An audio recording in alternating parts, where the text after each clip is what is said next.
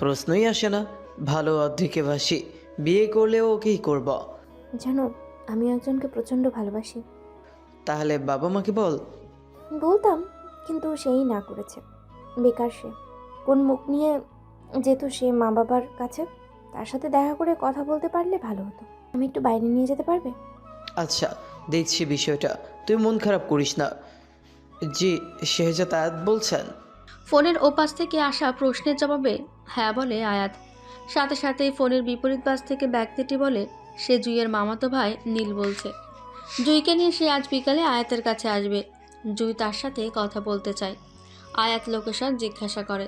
ওপাশ থেকে জুই বলে, ঠিক সেই জায়গায় যেখানে একান্তভাবে তোমার আমার প্রথম কথা হয়েছিল। আচ্ছা। আয়াত ফোন কেটে দেয়। দীর্ঘশ্বাস ফেলে সে। মায়া কাটাতে শুরু করতে না করতেই নতুন করে মায়ায় জড়িয়ে যাবে না তো সে? জুই মেয়ে শ্যামবর্ণের হলেও সৃষ্টিকর্তা ওকে বানানোর সময় মনে হয় মায়া ঢেলে দিয়েছিলেন। তাই ভয় হয় আয়াতের, নতুন করে জড়িয়ে যায় যদি সে। আয়াত জানে সে জুইয়ের সামনে নিজেকে কখনোই নিয়ন্ত্রণে রাখতে পারবে না। বিশেষ করে ওর চোখ দুটো, টানা টানা চোখ দুটোই সৃষ্টিকর্তা পুরো মহাবিশ্বের মায়া ঢেলে দিয়েছেন। যেখানে চোখ পড়েই আয়াত হারিয়ে যেতে বাধ্য। তাই সে সিদ্ধান্ত নেয় জুইয়ের দিকে তাকাবে না। মামা মামি জুইয়ের অভিভাবক, নিশ্চয়ই তারা জুইয়ের খারাপ চাইবে না। যা করবেন জুইয়ের ভালোর জন্যই করবেন। ঘণ্টাখানেক আগে সেই রেস্টুরেন্টে যায় আয়াত। প্রথম দিনের মতো করেই সুন্দর করে শেষ দিনের সমাপ্তি দিতে চায় সে। শুরুটার মতো শেষটা হোক সুন্দর, থাক না কিছু অপূর্ণতা। মামাতো ভাই নীলের বাইকে করে জুই আসে। রেস্টুরেন্টে ঢুকে সে আয়াতকে দেখতে পায়। জুইয়ের উপস্থিতি টের পেয়ে আয়াত দাঁড়িয়ে যায়, কিন্তু তাকায় না জুইয়ের দিকে। তাকাবে না সে। ওই চোখের দিকে, ওই মুখের দিকে তাকালে সে কিছুতেই নিজেকে নিয়ন্ত্রণে রাখতে পারবে না। যে মায়া বাড়িয়ে লাভ নেই, সে মায়ায় নতুন করে জড়ানোর কোনো প্রশ্নই আসে না। জুইও বিষয়টা তীক্ষ্ণ দৃষ্টিতে খেয়াল করে। যে চোখের দিকে তাকালে আয়াতের পলক পড়তো না, সে আয়াত জুইয়ের চোখে তাকাচ্ছে না। বিষয়টা মেনে নিতে জুইয়ের কষ্ট হয়। জুই আয়াতের মুখোমুখি বসে, আর পাশে বসে নীল। আয়াত, আমার দিকে তাকাও। আয়াত তাকায় না, কিছু বলে না, মাথা নিচু করে দাঁড়িয়ে থাকে। আয়াত প্লিজ। আয়াত এবারও তাকায় না, মাথা নিচু করে বলে, কি খাবে? আয়াত, তোমার কি মনে হয় আমি এখানে খেতে এসেছি? কোল্ড কফি আর ডোনাট অর্ডার দিলাম। জুইকে পাত্তা না দিয়ে বলে আয়াত। আয়াতের এমন ব্যবহারে জুই প্রচণ্ড কষ্ট পায়। তুমি কেন আমার দিকে তাকাচ্ছ না? বলবে আয়াত। তুমি বিশেষ করে তোমার চোখ জোড়া আমার কাছে মায়ার অতল সমুদ্র, যার দিকে তাকালে আমি ডুবিয়ে যেতে বাধ্য। এই সমুদ্রে আগে নিজে থেকেই ডুবে যেতাম, স্বর্গ সুখ পেতাম, ভেবেছিলাম আজীবনের মতো পেয়েছি। এখন বুঝতে পেরেছি সেগুলো সুন্দর কল্পনা ছিল, তাই কল্পনা থেকে বেরিয়ে আসার চেষ্টা করছি। খুব কঠিন কঠিন কথা বললে তুমি আয়াত। আমি জানি এগুলো তুমি মন থেকে বলনি। মস্তিষ্ক থেকে বলছি। আমাদের মন আবেগকে প্রাধান্য দেয়, আর মস্তিষ্ক বাস্তবতাকে। আয়াতের এমন কথার জবাবে জুই কি বলবে পায় না। আয়াত বেশ যুক্তিবাদী, কথা কম বলে, কিন্তু যা বলে কঠিন যুক্তি দিয়ে বলে। এই কঠিন যুক্তি কথাগুলোর সাথেই জুই পেরে ওঠে না। পাশে নীল বসে আছে। আয়াত জুইয়ের মাঝে কথাগুলো তার কর্ণকুহর অবধি যায় না। তৃতীয় ব্যক্তি হিসেবে সে প্রবেশ করতে চায় না, তাই কানে ইয়ারফোন গুঁজে বসে আছে। ওয়েটার খাবার নিয়ে চলে আসায় জুই কিছু বলতে চেয়েও পায় না বলতে। আয়াত, আমি তোমায় ভালোবাসি। আমিও, কিন্তু সব ভালোবাসা পূর্ণতা পায় না। জীবন সাথী হতে না পারলাম, শুভাকাঙ্ক্ষী হয়ে সারা জীবন তোমার পাশে থাকবো। চাইলেই পারবে জীবনসাথী হতে? তুমি শুধু একটাবার বলো আয়াত, এক কাপড়ে আমি বেরিয়ে আসবো। সম্ভব না জুই, আমি নিজেই টেনে টুনে চলি। ফ্যামিলির অবস্থা তো তুমি জানোই। এই ফ্যামিলিতে কেউ জেনে শুনে আসবে না, আমার যতটুকু ধারণা। তুমি ভালো থাকবে না জুই? কিন্তু আমার ভালো থাকা যে তুমি। সময়ের সাথে মানুষের ভালো লাগা, কমফোর্ট জোন, তার আশেপাশে পরিবেশ, মানুষের চাহিদা সব বদলায়। যেমন আমরা ছোটবেলায় কেউ ঘুমোতে চাইতাম না দুপুরে, কিন্তু দুপুরে আমাদের মা দাদি নানিরা ঘুম পাড়াতো। আগে আমরা গল্প শুনতে শুনতে ঘুমোতাম, অথচ এখন বিছানায় গা এলিয়ে দিলেই ক্লান্তিতে ঘুম আসে। তুমি তোমার জটিল যুক্তি বাদ দাও, বলো আমি কি করব? যার সাথে বিয়ে ঠিক হয়েছে তাকে নিয়ে সুখে থাকবে, আয়াতকে ভুলে যাবে। মনের বিরুদ্ধে গিয়ে কাউকে ভোলা যায় না, সুখেও থাকা যায় না। মনকে পরিবর্তন করে মেনে নিলেই সুখে থাকা যায়, কাউকে ভুলে থাকা যায়। জয় তার উত্তর পেয়ে গেছে। আয়াত তার ভাগ্যে এই পর্যন্তই ছিল। মানতে মন চাইছে না, কিন্তু মানতে হবেই। যেভাবেই হোক সেটা। নীলকে নিয়ে উঠে যায় জুই। আয়াত পেছন থেকে ডাক দেয়। খেয়ে যাও। জুইয়ের কথার জবাব দেয় না, পেছন ফিরেও তাকায় না। অশ্রুসিক্ত ঘোলাটে দৃষ্টি নিয়ে সে সামনের দিকে এগিয়ে যায়। আয়াত যদি জুইকে অতীত করতে পারত, যদি জুইকে অতীত করতে পারে, তাহলে জুই কেন পারবে না আয়াতকে অতীত করতে? ঈদ উল আজহার দ্বিতীয় দিন আজই জুইয়ের বিয়ে। ঈদের পরের দিনগুলোতে বাংলাদেশে মানুষের গণহারে বিয়ে হয়। ঘুম থেকে উঠে অনলাইনে ঢুকতেই আয়াত জুইয়ের আইডি থেকে একটা লম্বা মেসেজ পায়। প্রিয় প্রাক্তন, কখনো যদি কেউ তোমাকে জিজ্ঞেস করে কেন ছাড়লে ভাই মেয়েটাকে, বিনিময়ে তুমি তোমার সেই হৃদয় ভোলানো হাসি ফিরিয়ে দিও এবং তারপরে তাকে বলবে, আমার সাথে পরিচয় হওয়ার সময় সে ছিল সবচেয়ে চঞ্চল স্বভাবের মেয়ে, যে সব সময় হাসতে জানতো, দুষ্টুমিতে ভরিয়ে রাখতো চারপাশ। কেবল তার হাসিটাই নয়, তার খুশিটাও ছিল মধুময়। আমি তাকে পাওয়ার জন্য সব কিছুই করেছিলাম। আমি তার কষ্ট, ভয়, আবেগ এবং দুশ্চিন্তাকে নিজের ভালোবাসা দিয়ে পরিপূর্ণ করে ফেললাম। একটা সময় সে আমার প্রতি ভরসা করতে শিখল। ঠিক তখনই আমাদের প্রেমের শুরু। মেয়েটা আমার সাথে নিজের ভবিষ্যৎ দেখা শুরু করলো, আর আমি শুরু করলাম তাকে ব্যবহার করা। এই যেমন প্রচণ্ড রাগ হলে তার উপরে ঝাড়তাম, আমার নিজস্ব সমস্যা, বন্ধুদের সাথে ঝামেলা, পারিবারিক সমস্যা কিংবা অসফলতা, সবটাই দোষ এই মেয়েটার উপরেই যেত। আর প্রতিটা বার বিনা বাক্যে আমাকে মাফ করে দিত সে। সে তার চেষ্টা, শরীর, ভালোবাসা, বিশ্বাস এবং জমানো আবেগ সব ঠেলে দিত আমাদের সম্পর্কে। আমি নিংড়ে নিতাম সব অমৃত। একটা সময় তাকে হারানোর ভয়টা আমি হারিয়েই ফেললাম। সব কিছুই স্বাভাবিকভাবে নিতে লাগলাম এবং সময়ের সাথে বদলে গেলাম। নিজেকে এমনভাবে গড়লাম যাতে তার থাকা না থাকায় আমার কিচ্ছু যায় আসে না। সে বলতো, আমি হয়তো এভাবে আর কাউকে কখনো ভালোবাসতে পারবো না, জানো। আমি আমার সব সফলতায় তোমাকে চাই। আমার ভয় হয় তোমাকে হারানোর ভয়। সে আমার সাথে এক কাপড়ে বেরিয়ে আসতে চেয়েছিল। আমি তাকে ফিরিয়ে দিই। মেয়েটা নিজের সর্বস্ব নিয়ে আমার সাথে থাকতে চেয়েছিল, কিন্তু আমি তাকে রাখিনি। বারবার ফিরিয়ে দিই। একটা মেয়ে যে একটা মানুষের জন্য এমন ভয়ঙ্করভাবে ছ্যাঁচড়া হতে পারে তা আমি কল্পনাও করতে পারিনি। মেয়েটা আমায় তার সরল মনের নির্ভেজাল ভালোবাসাটুকু দিয়েছিল, আর আমি সেই ভালোবাসায় জটিল যুক্তি দিয়ে একটার পর একটা আঘাত করে সেই সরল মনটাকে ক্ষতবিক্ষত করেছি। ইচ্ছে করলেই পূর্ণতা পেত আমাদের সম্পর্ক, কিন্তু আমার তো সেই ইচ্ছেটুকুই মরে গেছিল। আর পূর্ণতা, একটা সম্পর্ক তখনই পূর্ণতা পায় যখন দুই পক্ষেরই তীব্র ইচ্ছে থাকে। যেখানে আমার ইচ্ছে মৃত, সেখানে কীভাবে জুয়ের একার ইচ্ছেই পূর্ণতা পেত সম্পর্ক? মেয়েটা বড্ড বোকা ছিল, বড্ড।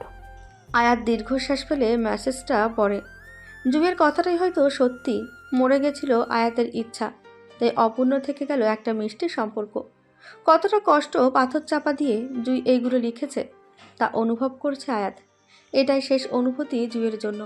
আস্তে আস্তে এটাও মরে যাবে, আর আয়াত হয়ে যাবে রক্ত মাংসের যন্ত্রমানব। তুই তৃপ্তিকে মেরেছিস? ভাবলে সে জবাব দেয় শালিক। আহান রেগে যায়। দিন দিন মেয়েটার আচরণ কেমন হিংস্র হয়ে উঠছে। আহান শালিকের কোমলতাকে ভালোবাসে, হিংস্রতাকে নয়।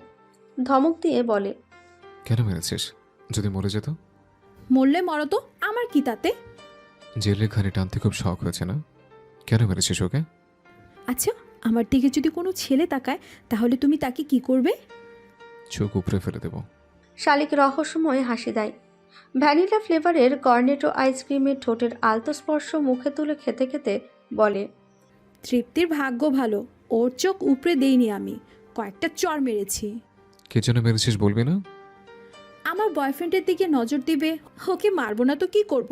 পুজো করব? মাল কোথাকার। শালিকের মুখে গালি শুনে আহান ঠাস করে চড় মারে। এমন উশৃঙ্খল কোনো মেয়ে হয়? শালিক থ মেরে দাঁড়িয়ে থাকে কিছুক্ষণ, তারপর ঠাস করে আহানের ওপর ঝাঁপিয়ে পড়ে। বাচ্চাকালের মতো আহানের হাতে কামড় দিয়ে নিজের সব রাগ নিংড়ে নেয় শালিক। আহান চিৎকার করে। শালিক ছাড়লে আহান স্থানটায় হাত ডলতে ডলতে বলে, কুত্তা নাকি? ছোটবেলার অভ্যাস এখনো যায় না? না, যায় নেই। হুদাই মারবি কেন তুই? আমার দিকে নজর দিয়েছে, তাই বলে ওকে মারতে হবে? এমন বৃষ্টি গালি দিতে হবে? আলবাত মারতে হবে, আলবাত গালি দিতে হবে। মেয়েরা সব কিছুর ভাগ দিতে পারে, কিন্তু নিজের প্রিয় মানুষের না। কিন্তু আমি তো 4টা বিয়ে করব। দুষ্টুমি করে বলে আহান। তীক্ষ্ণ দৃষ্টিতে শালিক আহানের দিকে তাকায়, ভেংচি কেটে বলে, হুম হুম, অত বড় কলিজাই আছে তোমার? জুইয়ের সাথে আকাশের বিয়ে হয়েছে মাসখানেক হলো। বিয়ের সপ্তাহখানেক পরই আকাশ কর্মক্ষেত্রে চলে যায়। মানুষটা আসলেই ভীষণ ভালো। জুই আয়াতের ব্যাপারে আকাশকে জানায় এবং সময় চেয়ে নেয় আকাশের কাছে। আকাশ হাসি মুখে বলে, ভালোবাসার অপর নাম অপেক্ষা। তোমার জন্য আমি আমৃত্যু অপেক্ষা করতে পারি। তবে জুইয়ের শাশুড়িটা বেশি সুবিধার লোক না। ওয়ারিশ সূত্রে জুই তার বাবার ভাগের যেটুকু পেয়েছিল সবটুকু আকাশের নামে লিখে দেওয়ার জন্য প্রায়ই চাপ দেন আকাশের মা। বিয়ে হওয়ার পর জুইয়ের বাইরে যাওয়া লেখাপড়া সব বন্ধ হয়ে গেছে। আকাশ অনার্সে ভর্তি করতে চাইলেও আকাশের মায়ের তাতে রাজ্যের আপত্তি। ভারতীয় উপমহাদেশে কেন যেন ছেলের বউকে শাশুড়ি মেয়ের চোখে দেখতে পায় না, নয়তো বউ শাশুড়িকে মায়ের চোখে দেখতে পায় না। বলতে গেলে এখানে মেয়েরাই মেয়েদের বড্ড শত্রু। একটা মেয়ে বা মহিলা কখনো অন্য মেয়ে বা মহিলার ভালো দেখতে পায় না। ছেলেকে মাছের টুকরো বড়টা দিয়ে মেয়ের প্লেটে ছোট টুকরোটা দেওয়ার ভুল কখনোই বাবা করেন না। এটা মা করেন, নতুবা দাদি করেন। নতুন বউ ঘরে আনার পর গয়না খুলে নেওয়ার কাজটাও করেন শাশুড়ি বা ননাসরা। বউকে যদি বেশি সময় দিলে বাড়ির মা ফুপু বোনটাই আগে আগে সমালোচনা করে ছেলের কাছে মায়ের বিরুদ্ধে করা মিথ্যা অভিযোগ করে মাকে খারাপ বা দোষী সাব্যস্ত করার কাজটা করতেও বিবেকে বাধে না বউয়ের। আবার বইয়ের নামে মিথ্যা অভিযোগ করে ছেলের দাম্পত্য জীবনে কলহ সৃষ্টি করতেও পিছুপা হয় না মা বোন। ছেলেটা বিবাহিত জানা সত্ত্বেও তার সাথে অবৈধ সম্পর্ক করে এক মেয়ের বৈবাহিক সাংসারিক জীবনে অশান্তি লাগানোর কাজটাও দায়িত্ব নিয়ে করে আরেক মেয়ে। এরা সবাই কিন্তু একই জাতের, এরা সবাই নারী। প্রত্যেকটা ঘরের কোণে একজন নারী কাঁদে আরেকজন নারীর জন্যই। মূল কথা, এরা নিজেরাই নিজেদের ছোট্ট করে, পুরুষ নয়। বছর 3 পর আয়াত আজ পুলিশের এসআই। বাবা মায়ের সাথে যোগাযোগ তার সম্পূর্ণভাবেই বন্ধ। আহি মাঝে মধ্যেই ফোন দেয়। প্রাইভেট একটা মেডিকেল কলেজে MBBS 2য় বর্ষের শিক্ষার্থী সে। শালিক উচ্চ মাধ্যমিকের প্রস্তুতি নিচ্ছে। জুইয়ের ব্যাপারটা দুজনেই জানতো। আয়াত যে নিজে থেকে বিচ্ছেদ করেছে এই বিষয়টাও শালিক আহানের অজানা নয়। বাবা মায়ের সাথে যোগাযোগ বন্ধের একটা কারণ রয়েছে বটে। ফোন দিলেই এরা আয়াতের বিয়ের প্রসঙ্গ তোলে। মেসেজেও প্রায়ই বায়োডাটা পাঠায় বিভিন্ন মেয়ের। কিন্তু আয়াত যে আর বিয়ে করবে না। জুইকে ছাড়া সে আর কাউকে অর্ধাঙ্গিনীর সম্মান দেবে না। যদিও এটা অসম্ভব। আয়াত দীর্ঘশ্বাস ফেলে। ওয়ালেটটা বের করে জুইয়ের ছবিতে আলতো করে হাত বোলায় সে। এতদিনে মনে হয় জুই পুরোদমে সংসারী হয়ে গেছে, বাচ্চার মাও হয়তো হয়ে গেছে, আর আয়াতকেও ভুলে গেছে। ও ভালো থাকলেই ভালো। কিন্তু আয়াতের বুকের ভেতরটা আজও সেই শ্যামাঙ্গিনীর জন্য হাহাকার করে। সেদিন জুইকে প্রচণ্ড কষ্ট দিয়ে ফিরিয়ে দিয়েছিল আয়াত। প্রকৃতি হয়তো তারই ফল আয়াতকে দিচ্ছে। স্যার, আপনি যা যা রান্না করতে বলেছিলেন রান্না হয়েছে। বাবুর্চির ডাকে ধ্যান ভাঙে আয়াতের। আজ 14ই সেপ্টেম্বর, জুইয়ের জন্মদিন। প্রতি বছর এই দিনটাতে আয়াত এতিমখানার বাচ্চাদের খাওয়ায়। মোরগ পোলাও ছিল জুইয়ের ভীষণ পছন্দের। গত 3 বছর ধরে আয়াত এই দিনটি এভাবে উদযাপন করেই আসছে। আয়াত রান্নাঘরে গিয়ে নিজ দায়িত্বে সব খাবারগুলো প্যাকেট করে, তারপর গাড়িতে তুলে এতিমখানার উদ্দেশ্যে রওনা দেয়। শালিক, কখনো কি তোর মনে হয়নি তুই ঠকেছিস? তামিমের সাথে প্রেম করে মার খাওয়ার পর খুব মনে হতো এটা। সর্বক্ষণ মাথায় এটা ঘুরপাক খেত। শালিকের কথা শুনে আহান বিরক্ত হয়। এক লাফ দিয়ে উঠে বসে সে। হালকা রাগ নিয়ে বলে, তোকে বলছি না তামিমকে আনবি না আমাদের মাঝে? তুমি তো আনলা। ও ভালো কথা, তোমার ব্যাচমেট ছিল না কায়েস নাকি কি নাম, কমার্সের? ওই কায়েস কি করছে? হুদাই মেসেজ দেয়, মতলব সুবিধার লাগতেছে না। ও কি জানে না তোমার আমার সম্পর্কের কথা? ইগনোর করবি। বেশি করলে মুখের ওপর 2-4টা কথা শুনে ব্লক দিবি। আসবে কবে? অনেক দিন হলো দেখি না তোমায়। টার্ম চলছে, টার্মের পরে প্রুফ, এর পরে এসে ঘুরে যাব।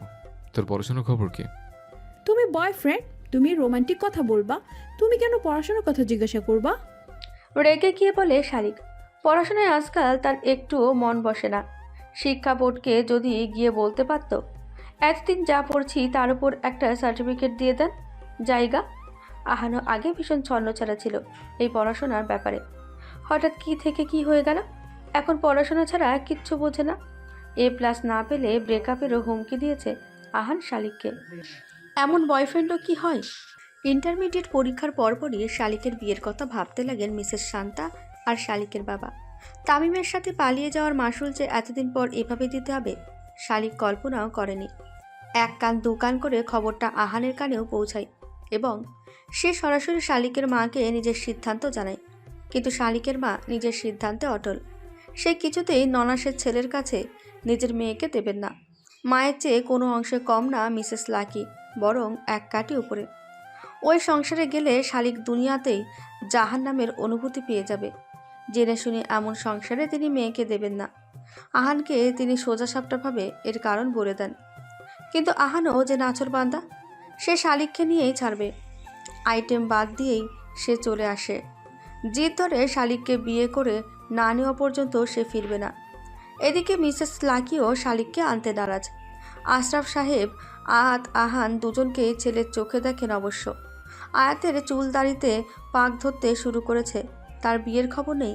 এদিকে আহান তার ছোট ভাই বিয়ে করার জন্য উঠে পড়ে লেগেছে।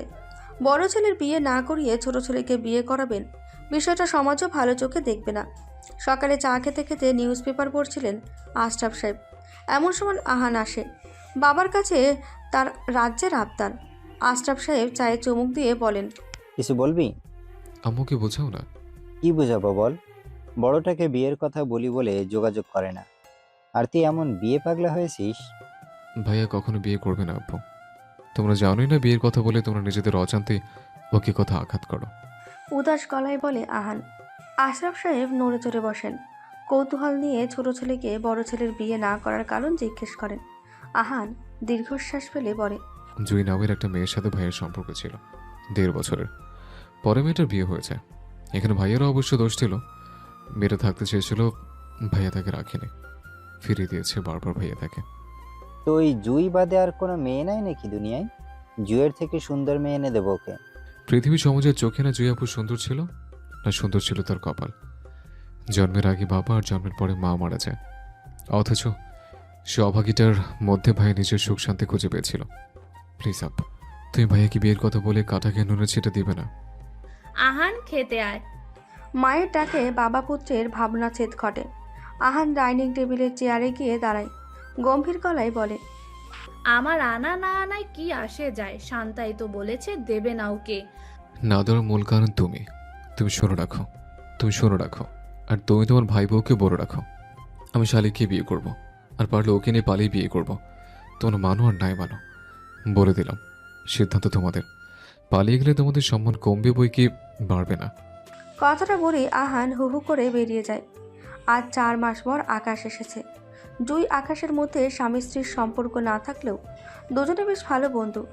এতদিন পর আকাশ আসায় জুই আর আকাশ ঘুরতে বের হয়। টানা 1 সপ্তাহ বৃষ্টি হবার পর আজ রোদ উঠেছে। আষাঢ়ের আকাশ আজ শরতের মতন রৌদ্রোজ্জ্বল।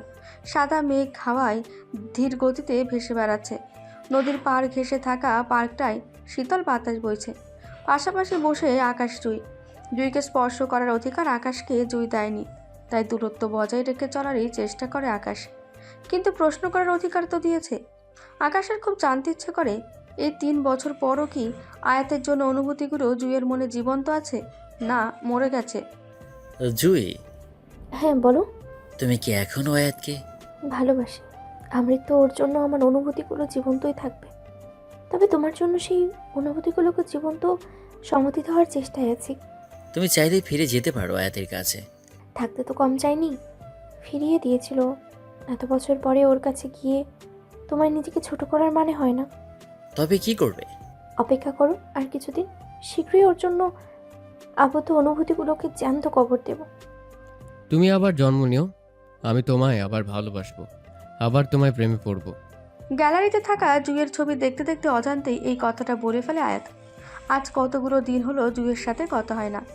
ওর আইডির পাশে সবুজ রঙের অলোক বিন্দু জলে ঠিকই, কিন্তু সেই আইডি থেকে কোনো পোস্ট হয় না, মেসেজ আসে না দীর্ঘকাল। অথচ একটা সময় সেই আইডি থেকে প্রতিদিন মেসেজ আসতো, কল আসতো।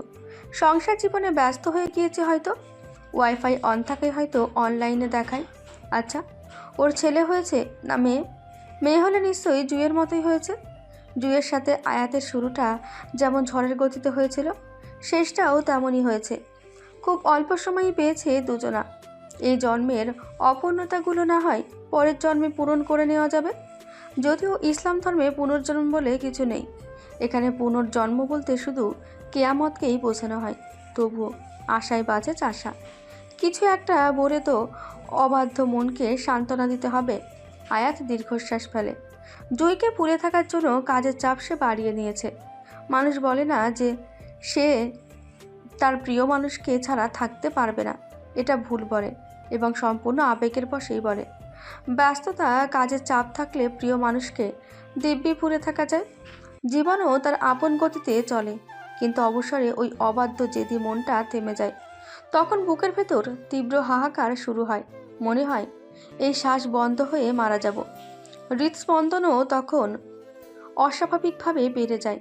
বক্ষের হাড়ের খাঁচা ভেদ করে মুক্ত হওয়ার জন্য তীব্র ছটফট করে হৃৎপিণ্ড নামক দেহযন্ত্র। তুই তাহলে আহানকে ছাড়া আর কাউকে বিয়ে করবি না? না। মায়ের প্রশ্নের সোজাসাপটা উত্তর দেয় শালিক। ইদানিং মেয়েটার চঞ্চলতা কমে গেছে। প্রয়োজনের বাইরে আর একটা কথা বলে না মেয়েটা। সবসময় অন্ধকার ঘরে বসে থাকে। কোনো মাই তার সন্তানের খারাপ চায় না। মিসেস শান্তা দীর্ঘশ্বাস ফেলে বলে, জেনে শুনে কেন আগুনে ঝাঁপ দিবি? সংখ্যা কিন্তু একটাই, কারো কাছে 6 আর কারো কাছে 9। তোর দাদির থেকে এক কাঠি উপরে তোর ফুপু, তুই জানিস? এই সংসারে তুমি একাই লড়াই করেছো, তাই তোমার কাছে লড়াইটা কঠিন লেগেছে। বাবা তার মা বোনের উস্কানিতে তোমার সাথে খারাপ ব্যবহার করেছে, কিন্তু বিপদে আমার সামনে ঢাল হয়ে দাঁড়ানোর একটা মানুষ আমি বহু আগেই পেয়ে গেছি। তুমি মা হিসেবে আমার ভালো চাও ঠিকই, কিন্তু বুঝতে পারছো না কোথায় আমি ভালো থাকবো। বিয়েটা কিন্তু পুতুল খেলা নয় শালিক, কষ্টের শেষ থাকবে না তোর। জানি, আর কষ্ট ছাড়া জীবনেও কিন্তু কোনো দাম থাকে না মা। কষ্ট ছাড়া জীবন অর্থহীন। কষ্ট আছে বলে সুখের এত চাহিদা, অন্ধকার আছে বলে আলোর এত চাহিদা। কষ্ট সুখের পরিপূরক, আর অন্ধকার আলোর। যদি তামিমের মতো হয়? আহান ভাইয়াকে আমার থেকে ভালো তুমি চেনো, আর তুমি জানো ও খারাপ হলো অতটাও খারাপ নয় যে আমার সাথে বেইমানি করবে। না হলে ছোটবেলা থেকে এভাবে আগলে রাখতো না। এক প্রকার ছেলে জেদের কাছে হার মেনে মনের ইচ্ছার বিরুদ্ধে ভাইজিকে নিজের পুত্রবধূ করে আনেন মিসেস লাকি। খুবই সাদামাটা একটা বিয়ে হয় শালিক আহানের। লাল জামদানির সাথে হালকা কিছু রূপালি লাল রঙের গহনা। শালিক বরাবরই ভারী মেকআপ বা সাজগোজের বিপক্ষে। মেট্রিকের পরে এক বান্ধবীর বিয়ের সাজ দেখে সে নিজের অবস্থানে শক্তপোক্ত হয়।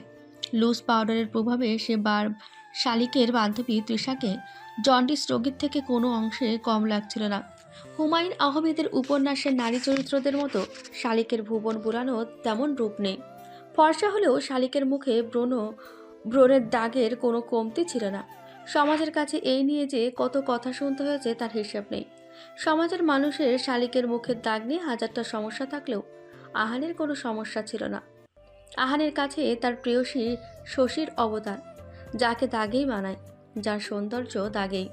এমন না যে শালিক সাজতে পারে না, সে পারে সাজতে, কিন্তু সে মেকআপের ভারী আস্তরণে সৃষ্টিকর্তার প্রদত্ত সৌন্দর্যকে ঢাকতে নারাজ।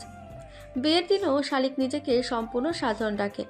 আহানের দেওয়া লাল জামদানির সাথে হালকা পাতলা রূপোর গহনাগুলোর মধ্যে ছিল একটা হালকা ভৃঙ্গরাজ ফুলের নকশা খচিত গলার চোকার, ভৃঙ্গরাজ ফুলের টানাওয়ালা একজোড়া কানের দুল আর চোকারের সাথে মিলিয়ে টিকলি, হাত ভর্তি লাল রঙের রেশমি কাচের চুড়ি। নামে মাত্র ফাউন্ডেশনের একটা পাতলা আস্তরণ দেয় শালিক। ব্রণের দাগগুলো ঢাকে না সে, এগুলো আহানের প্রিয়। হালকা ব্লাশন, কাজল, লাল লিপস্টিক আর টিপে পূর্ণতা পায় শালিকের বধূ সাজ। বিয়েতে চুলে গাজরা পরার খুব শখ ছিল শালিকের। আহান তা অপূর্ণতা রাখে না, সাথে হাতে পরার জন্য দুটো গাজরা এনে স্বাদের মাধ্যমে পাঠিয়ে দেয়। আহান পরেছিল শালিকের সাথে মিলিয়ে লাল পাঞ্জাবি। কাছের কিছু বন্ধুবান্ধব আর আত্মীয় স্বজনদের এই ঘরোয়া বিয়ের অনুষ্ঠানে আমন্ত্রণ জানানো হয়। আয়াতও আসে। ফেলতে পারেনি আহান শালিকের অনুরোধ আবদারকে। তবে মানুষজনের কাছ থেকে দূরে দূরে থাকে আয়াত। তারপরও এড়িয়ে যেতে পারে না আয়াত তাদের বিস্মিশ্রিত মন্তব্য। বড় ছেলের বিয়ে না দিয়ে ছোটটার বিয়ে দিয়ে দিল যে, বড় ছেলে নিশ্চয়ই কোনো সমস্যা আছে। মানুষের নামে সমালোচনা নিন্দানোতে এরা পিএইচডি করা। পাড়ার মোড় চায়ের দোকানগুলোতে বুদ্ধিজীবী পাওয়া যায়। যুদ্ধের সময় পাকিস্তানিরা যদি পাড়া মোড় চায়ের দোকানগুলোতে হামলা চালাতো তাহলে মানুষের নামে সমালোচনা নিন্দানোর জন্য এরা থাকতো না। আহান পাশে থাকায় কথাগুলো আহানের কান এড়ায় না। ঠোঁট কাটা স্বভাবের আহান তাদের মুখের ওপর কথা না বলে থাকতে পারে না। ভেবেছিল বিয়ের দিনটাতে অন্তত চুপচাপ থাকবে, কিন্তু তার হলো না। আজ একটা দিনে বিয়েতে এসছেন, এনজয় করবেন, খাবেন, বাসে চলে যাবেন। সব জায়গায় সমালোচনা না করলে খাবার হজম হয় না। অবশ্য আপনারা এখনো খাননি। আয়াত নিচু স্বরে আহানকে থামার অনুরোধ করে, কিন্তু আহান তা কর্ণপাত না করেই তাদের বলতে থাকে। খাওয়া দাওয়ার পর্ব শেষে বিয়ের কার্য আরম্ভ হয়। আহান শালিককে সামনাসামনি বসানো হয়। মাঝখানে ফুলের মালার ফাঁক ফোকর দিয়ে প্রেয়সীকে দেখার বৃথা চেষ্টা করে আহান। এক হাত লম্বা ঘোমটা দ্বারা নিজেকে আড়াল করে রেখেছে শালিক। 3 বার কবুল শব্দটা বর কনের মুখ থেকে উচ্চারিত হওয়ার মাধ্যমে বিয়ে পড়ানোর কার্য সম্পূর্ণ হয়। রেজিস্ট্রি পেপারে সাইন করে আইনতভাবে একে অপরের হয়ে যায় আহান শালিক। আহান উঠে হাঁটু গেড়ে বসে ফুলের পর্দার লম্বা মালাগুলো সরিয়ে শালিকের মুখশ্রীর ওপর থেকে ঘোমটা সরায়। আলতো করে ঠোঁট ছুঁয়ে ভালোবাসার চুমু এঁকে দেয় শালিকের কপালে। জুই লাজুক হাসি দেয়। আয়াত দুষ্টু হাসি দিয়ে বলে, বলেছিলাম না ম্যাডাম, যেভাবেই হোক আপনাকে নিজের করে নেব। করলেন তো সেই বুড়ো বয়সেই। চুলে পাক ধরেছে আমার বুড়ো বর। জুইয়ের কথায় আয়াত হাসে, জুইও হাসতে লাগে। এতগুলো বছর হয়ে গেল, আজও সামাঙ্গিনীর সৌন্দর্যে একটুও ভাটা পড়েনি, উল্টো মুগ্ধতার জোয়ার বইছে। ভাইয়া, খেজুর খাবি না? আহানের ডাকে আয়াতের ধ্যান ভাঙে। খানিকটা চমকেই ওঠে আয়াত। ধ্যান ভাঙলেই বুঝতে পায় এগুলো ছিল তার কল্পনা। মানুষ মূলত একা প্রাণী, কিন্তু একা এরা বাঁচতে পারে না। কল্পনায় কাউকে না কাউকে লাগেই। তাই হয়তো রোজ জুইকে কল্পনায় খুঁজে বেড়ায় আয়াত। ফুল দ্বারা সজ্জিত ঘরে বসে আছে শালিক। ভালোও লাগছে, আবার বিরক্তও লাগছে। ভালো লাগার কারণ আহানকে সারা জীবনের জন্য পেয়ে গেছে, তাই। আর বিরক্ত লাগার কারণ এই ভ্যাবসা গরমে শাড়ি পরে বসে থাকতে হচ্ছে, তাই। আধ ঘন্টা পরে আহান আসে। আহান আসতে শালিক উঠে গিয়ে ওকে সালাম করে। আম্মু করতে বলেছিল সালাম, এখন সালামি দে। ঈদ নাকি যে সালামি দেবো তোকে? ঈদেই তো আমার মতো সুন্দর একটা বউ পেলি। শালিকের কথা শুনে আহান ভেঙচি কাটে, চোখ উল্টিয়ে বলে, কাল্লা সেরে এই, তোর থেকে কিন্তু আমি ফর্সা। মেকআপ করলে আমিও ফর্সা হতাম। আহানের কথাটা শোনা মাত্রই শালিকের মাথা গরম হয়ে যায়। ঠাস করে মেরে দেয় সে আহানকে। আহান অবাক হয়। আমি তোর থেকে বড়, আর তোর জামাই লাগে। তো মারলি কেন? মিথ্যা দোষ দিলি কেন? আহান জবাবে কিছু বলে না। শালিকের গাল ধরে টেনে বলে, আমার মাথা মোটা বউটা। বউটা শব্দ শুনতেই শালিকের মনে হলো শালিকের ফোনে ছবি তোলা হয়নি। ফোনটা আহানের হাতে দিয়ে বলে, ছবি তুলে দে। ছবি তুলে দে মানে? এত ছবি তুললে আমার ছবি তোলা লাগে? লাগে, বিয়ে একবারই করতেছি। আহান খানিকটা বিরক্তই হয়। এই মেয়ের এত ছবি তোলার নেশা। ফুল দিয়ে সাজানো খাটে বসে শালিক পোজ দিতে লাগে এবং আহানকে ছবি বিভিন্ন দিক থেকে তোলার নির্দেশনা দেয়। আহান বিরক্ত হয়ে বলে, আগে জানলে শালা বিয়ে করতাম না। তোমার ছেলে কি আর মেয়ে পেল না? শালিকাপুকে বিয়ে করতে হলো। গয়না খুলতে খুলতে মাকে কথাটা বলে অহনা। অহনা আহানের বোন, ক্লাস 9-এ পড়ে। স্বভাব, চাল চলন, কথাবার্তা অনেকটা মায়ের মতোই। শুধু শুধু মিসেস লাকি মেয়েকে নিজের অংশরূপে দেখেন না। শালিককে তার খুব একটা পছন্দ নয়।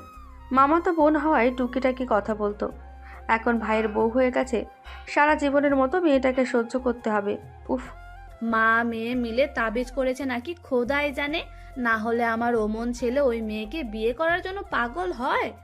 আরেকটা তো বিয়ের কথা শুনে যোগাযোগই বন্ধ করে দিয়েছে। বিয়ের উছিলায় বাসায় এলেও কেমন দূরে থাকে।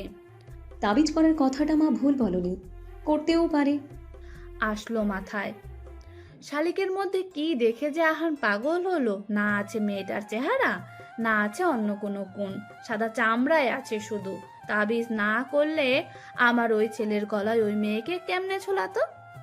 পানি খেতে এসে মা মেয়ে সব কথোপকথন শুনে ফেলে আয়াত। শালিক সুন্দরী, তাই এরা যা কথা বলছে জুই হলে না জানি কি বলতো। ভাবতেও লজ্জা লাগে আয়াতের, এরা ওর মা বোন। এত নিজ মানসিকতা মানুষের হয়?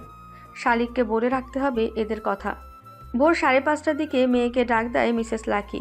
বিরক্তি নিয়ে ঘুম ঘুম কণ্ঠে অহনা বলে, এত সকালে কেউ ডাকে? কালকে একটা বিয়ে গেল। শালিককে ডেকে তুলে আবার ঘুম দিস। যা, শালিককে ডেকে ওঠা। আমি ডাকলে বিষয়টা খারাপ দেখাবে। তুই ননদ লাগিস, তুই যা। এত সকালে ও কি করবে? বেচারি ঘুমাক। কালকে বিয়েতে তো ওর উপর দিয়ে কম ধকল যায়নি। চোখ কসলাতে কসলাতে বলে অহনা। মেয়ের কথায় খানিকটা বিরক্ত হন মিসেস লাকি, সাথে রেখেও যান। বড় হয়ে গেল এখনো এই মেয়ে কিচ্ছু বোঝে না, কথার ইশারা ইঙ্গিত। রেগে গিয়ে মেয়েকে বলেন, সব কথা তোকে ভেঙে বলা লাগবে? নেচে নেচে বিয়ে বসেছ, এবার বুঝতে হবে না সংসারের জ্বালা? মায়ের কথা শুনে অহনা মায়ের দিকে তাকিয়ে একটা শয়তানি হাসি দেয়। বুঝেছি। অহনা উঠে যায়, গিয়ে আহানের ঘরে কড়া নাড়তে থাকে, কিন্তু কারো দরজা খোলার নাম নেই।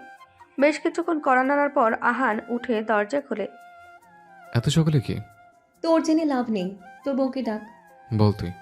তারপর ওকে ডেকে তুলছে। আম্মু শালিক আপুকে নাস্তা বানাতে বলছি। অহনার কথা শুনে আহান ঘড়িতে সময় দেখে 5:45। খানিকটা রেগেই যায় আহান। ধমক দিয়ে অহনাকে বলে, এত সকালে কেন নাস্তা বানাবে? নাস্তা তো করা হয় 8টার দিকে। সারাদিন কালকে ধকল গেছে। আমার শালিক দুজনের ওপর দিয়েই। তোর ক্ষুধা লাগলে নিজের নাস্তা নিজে বানিয়ে খা, যা। কথাটা বলে মুখের উপর আহান দরজা আটকিয়ে দেয়। আহানের ব্যবহারে অহনার শালিকের উপর বেশ রাগ হয়।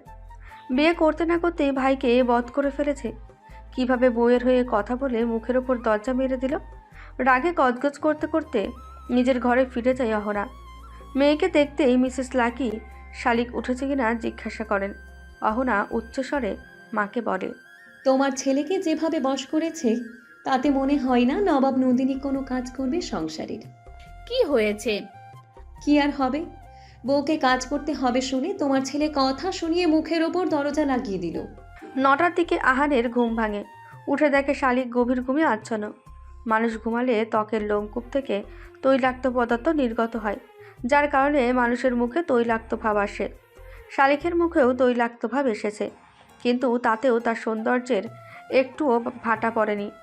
আহান অপলক দৃষ্টিতে কিছুক্ষণ ঘুমন্ত শালিকের দিকে তাকিয়ে থাকে। কে নিষ্পাপ দেখাচ্ছে মেয়েটাকে, কে বলবে? জাগ্রত অবস্থায় এই মেয়ে আহানকে জ্বালিয়ে মারে। আহান মুচকি হেসে বিছানা থেকে উঠে ওয়াশরুমে ফ্রেশ হতে যায়। আধ ঘন্টা পরে এসে দেখে শালিক এখনও সেই মরার মতো ঘুমোচ্ছে। শালিক ওঠ, 10টার মতো বাজে। আম্মু আর একটু ঘুমাই না, তুমি যাও। আমি তোর আম্মুর বাপ বলছি, ওঠ।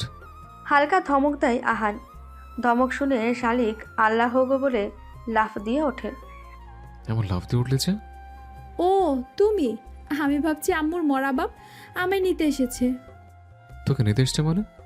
তোকে নিতে আসবে কেন? ছোট গিন্নি বলে তো, তার বউ বিয়ে করলো আরেকজনকে, তাই হয়তো রাগ করে নিতে আসছেন উনি। হয়েছে হয়েছে, যা ফ্রেশ হয়ে আয়। তাই বেরোলে আমি নাস্তা করতে যাব। নাস্তা মিসেস লাকি বানিয়েছেন। খাবার তালিকায় আছে জ্যাম, পাউরুটি, ডিম পোচ আর ফলের জুস। এক কথায় ইংলিশ ব্রেকফাস্ট যাকে বলে। আশরাফ সাহেব আজ ভীষণ খুশি। কতদিন পর সবাই একসাথে সকালে নাস্তা করতে চলেছেন। আহান আর শালিক পাশাপাশি বসে। শালিক আহানকে পাউরুটিতে জ্যাম লাগিয়ে দেয়, তারপর নিজের জন্য প্রস্তুত করে। খেতে খেতে মিসেস লাকি বলে, আমাদের শালিক কিন্তু খুব ভালো পোলাও আর মুরগির মাংস রান্না করতে পারে। আজকে দুপুরের খাবার শালিক রান্না করবে। শালিক আর তাতে দ্বিমত পোষণ করে না। ব্রেকফাস্ট শেষ করে শালিক দুপুরের রান্নার কাজে লেগে পড়ে। প্রথমেই ফ্রিজ থেকে বের করে মুরগির মাংসের বরফ ছাড়ার জন্য পানিতে ভিজিয়ে রাখে। মাংসের বরফ ছাড়ার সময়টুকুতে পোলাও করে ফেলে সে। বেশিক্ষণ নিয়ে চাল ভাজায় পোলাওটা বেশ ঝরঝরে হয়। তেলের সাথে ঘি দিয়েছিল শালিক, যার কারণে সুন্দর একটা গন্ধ বের হয়। আহান দাঁড়িয়ে শালিকের রান্না করা দেখছিল। অলস মেয়েটা একদিনে কেমন সংসারী হয়ে গেছে। আগে মন না চাইলে পানি পর্যন্ত গ্লাসে ভরে খেত না। সৃষ্টিকর্তার সব সৃষ্টি রহস্যময়, তবে মেয়ে যাত্রা একটু বেশি রহস্যে ঘেরা। আহানের এভাবে দাঁড়িয়ে থাকাটা শালিক খেয়াল করে। সে টিপ্পনি কেটে বলে, নয়া নয়া বিয়ে করেছো তো, তাই এমন বইয়ের আঁচল ধরে আছো। কয়েকটা দিন যেতে দাও, তখন দেখবো ভালোবাসা কয়ে যায়। তোমায় যতবার দেখি ততবারই নতুন করে তোমার প্রেমে পড়ি, ভালোবেসে ফেলি নতুন করে। বাদ দাও মিয়া, পৃথিবীর সব ভালোবাসার স্থায়িত্ব বড় জোর 4 বছর, আগেও বলেছি আমি। তাই রোজ তোমাকে নতুন করে ভালোবাসে। মাংস কষানো হয়ে গেলে আহান একটা বাটি নিয়ে শালিকের পাশে দাঁড়ায়। শালিক তা দেখে মজা করে বলে, মাফ করবেন, টাকা নাই। টাকা কে চাইছে? মাংস দে, টেস্ট করি। শালিক কোমরে হাত দিয়ে আহানের দিকে পেছন ফিরে তাকায়, আদুরে রাগ নিয়ে বলে, কালকে রাত্রে কি চুক্তি হয়েছে? কে? ওই ব্রেন নিয়ে তুমি ডাক্তারি পড়ছো, কালকের কথাই মনে নেই? ডাক্তারি পড়তে পড়তেই সব ভুলে যাচ্ছে। চুক্তি হয়েছিল আমাদের যে আমাদের মধ্যে তুই তোকারি থাকবে না, নো মোর তুই তোকারি। ভালোভাবে বলো। মাননীয় অর্ধাঙ্গিনী, আপনার রান্নার জেগে থাকার সুযোগ করে দিন প্লিজ। শালিক হেসে বাটিতে এক টুকরো মাংস দেয়। আহান তার অর্ধেক খেয়ে বলে, অসাধারণ। লবণ ঠিক আছে? আমি এবার লবণ দিতে ভুলে যাই। তুমি খেয়ে দেখো কেমন হয়েছে। কথাটা বলি আহান বাকি মাংসটুকুও শালিককে খাইয়ে দেয়। ফ্রিজ থেকে মিষ্টি বের করে রুমে নিয়ে আসছিল আয়াত। এমন সময় অহনাকে রান্নাঘরে দেখে সে। চাল চরণ সন্দেহভাজন দেখে সে আড়ালে দাঁড়িয়ে অহনাকে পর্যবেক্ষণ করে। ক্যাবিনেট থেকে লবণের কৌটো বের করে বেশ খানিকটা লবণ অহনা মুরগির তরকারিতে দিয়ে দেয়। খাবার নষ্ট করা আয়াতের বরাবরই অপছন্দের। কত মানুষ না খেয়ে আছে, এদিকে জিদ আর হিংসের বশে অহনা এতগুলো মানুষের খাবার নষ্ট করলো।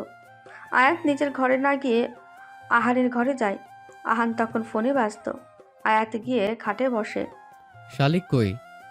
গোসলে। কেন? এমনি, ওকে একটু আমার সাথে দেখা করতে বলিস তো, কথা আছে। কথাটা বলে আয়াত উঠে চলে যায়।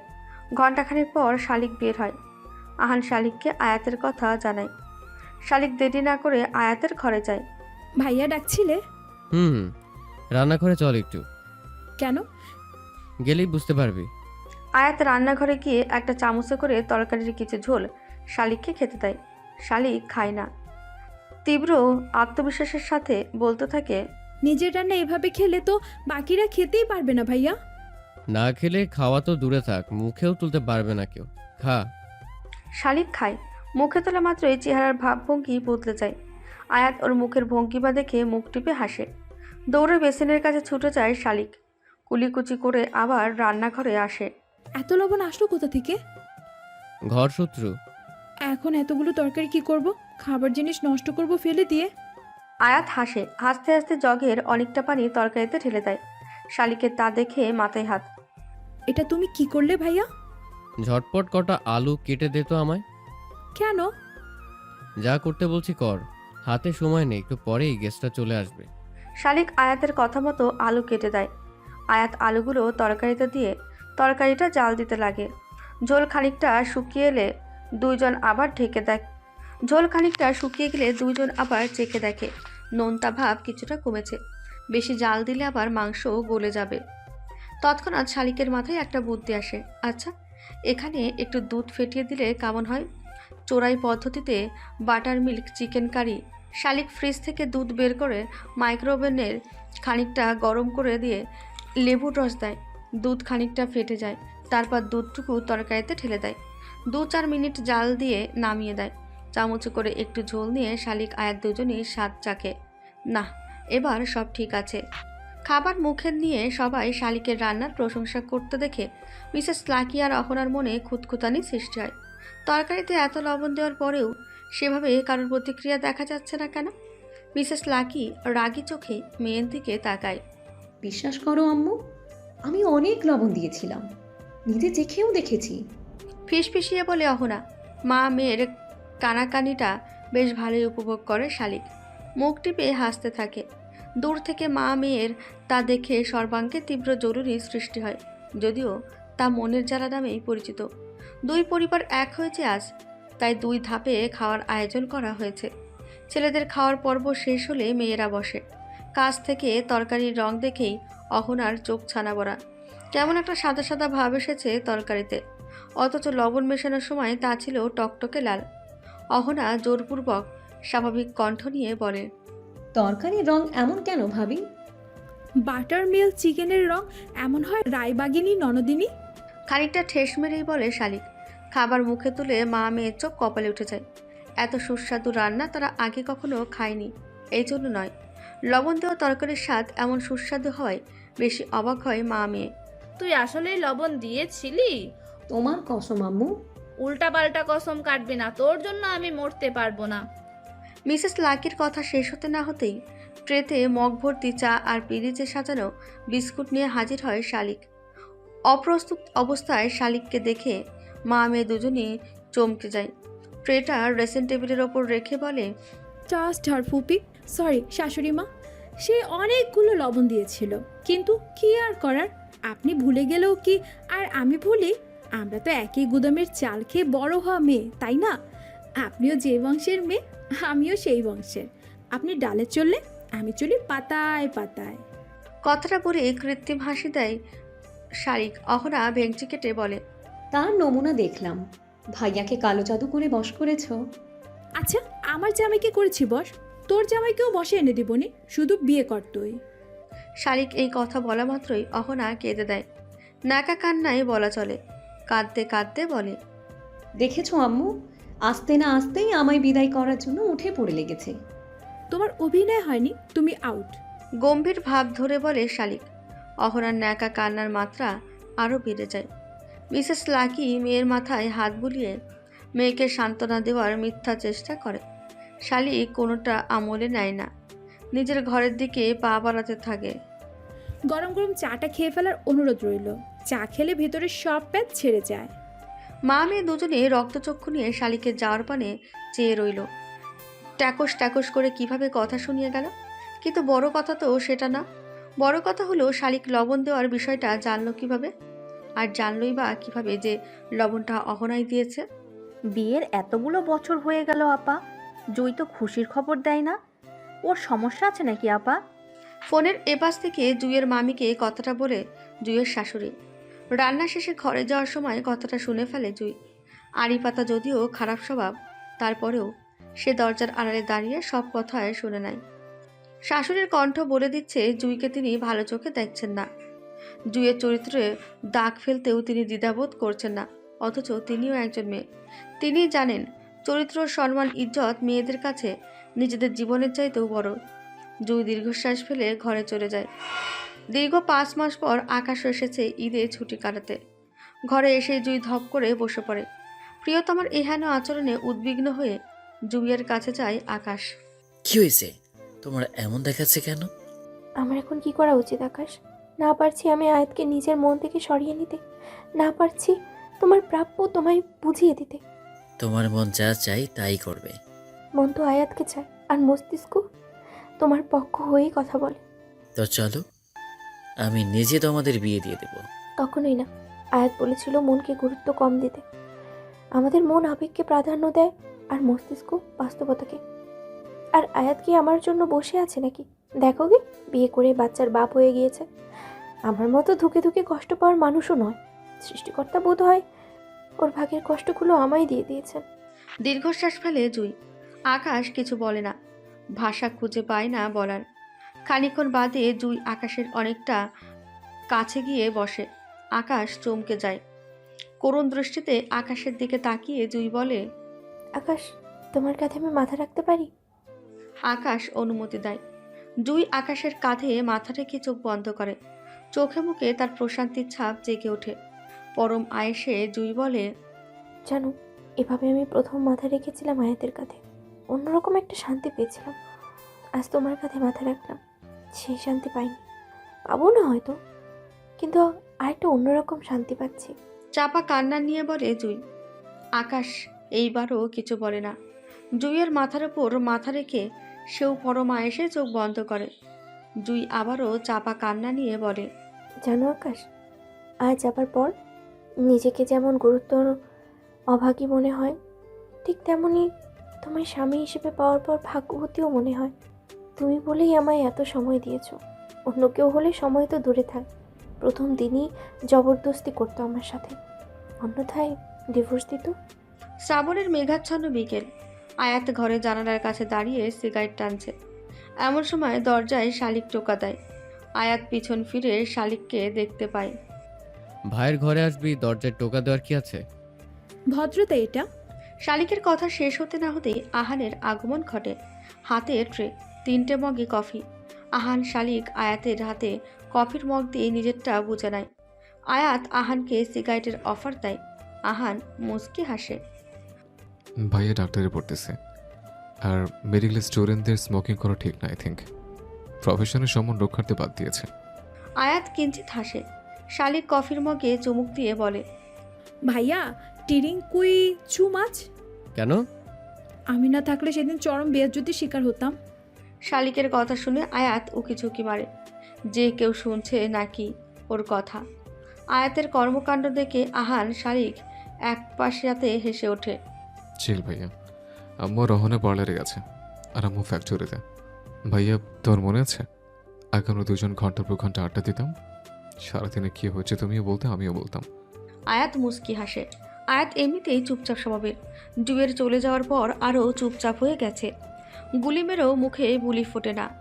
কাছের হাওয়ায় এই বিষয়গুলো আহান খুব ভালো করেই লক্ষ্য করে। কষ্ট লাগে আহানের। ভাইকে জ্যান্ত লাশ হিসেবে সে মেনে নিতে পারে না, কিন্তু কি আর করার। আহানেরও যে হাত পা বাঁধা। আয়াত ওকে দিয়ে ওয়াদা করিয়েছে আহান যেন জীবনেও আয়াতের সামনে বা ওর অনুপস্থিতিতে আয়াতের বিয়ের কথা না তোলে। কেউ তুললেও যেন আহান তাকে থামিয়ে দেয়। অ্যাডমিশনের কোচিং করার জন্য শালিক আহানের সাথে ঢাকায় চলে আসে। 2 রুমের একটা ফ্ল্যাট ভাড়া নিয়ে শুরু করে টোনাটুনির সংসার। শালিক আগেই হার স্বীকার করে যে পৃথিবীর সব খাবার রান্না করতে পারলেও ভাত রান্না সম্পর্কে তার বিন্দুমাত্র ধারণা নেই, এবং সেটাতে বিন্দুমাত্র আগ্রহীও নয়। অগত্যা ভাতটা আহানেরই করে, আর বাদবাকি রান্না শালিক ইউটিউব দেখেই করে।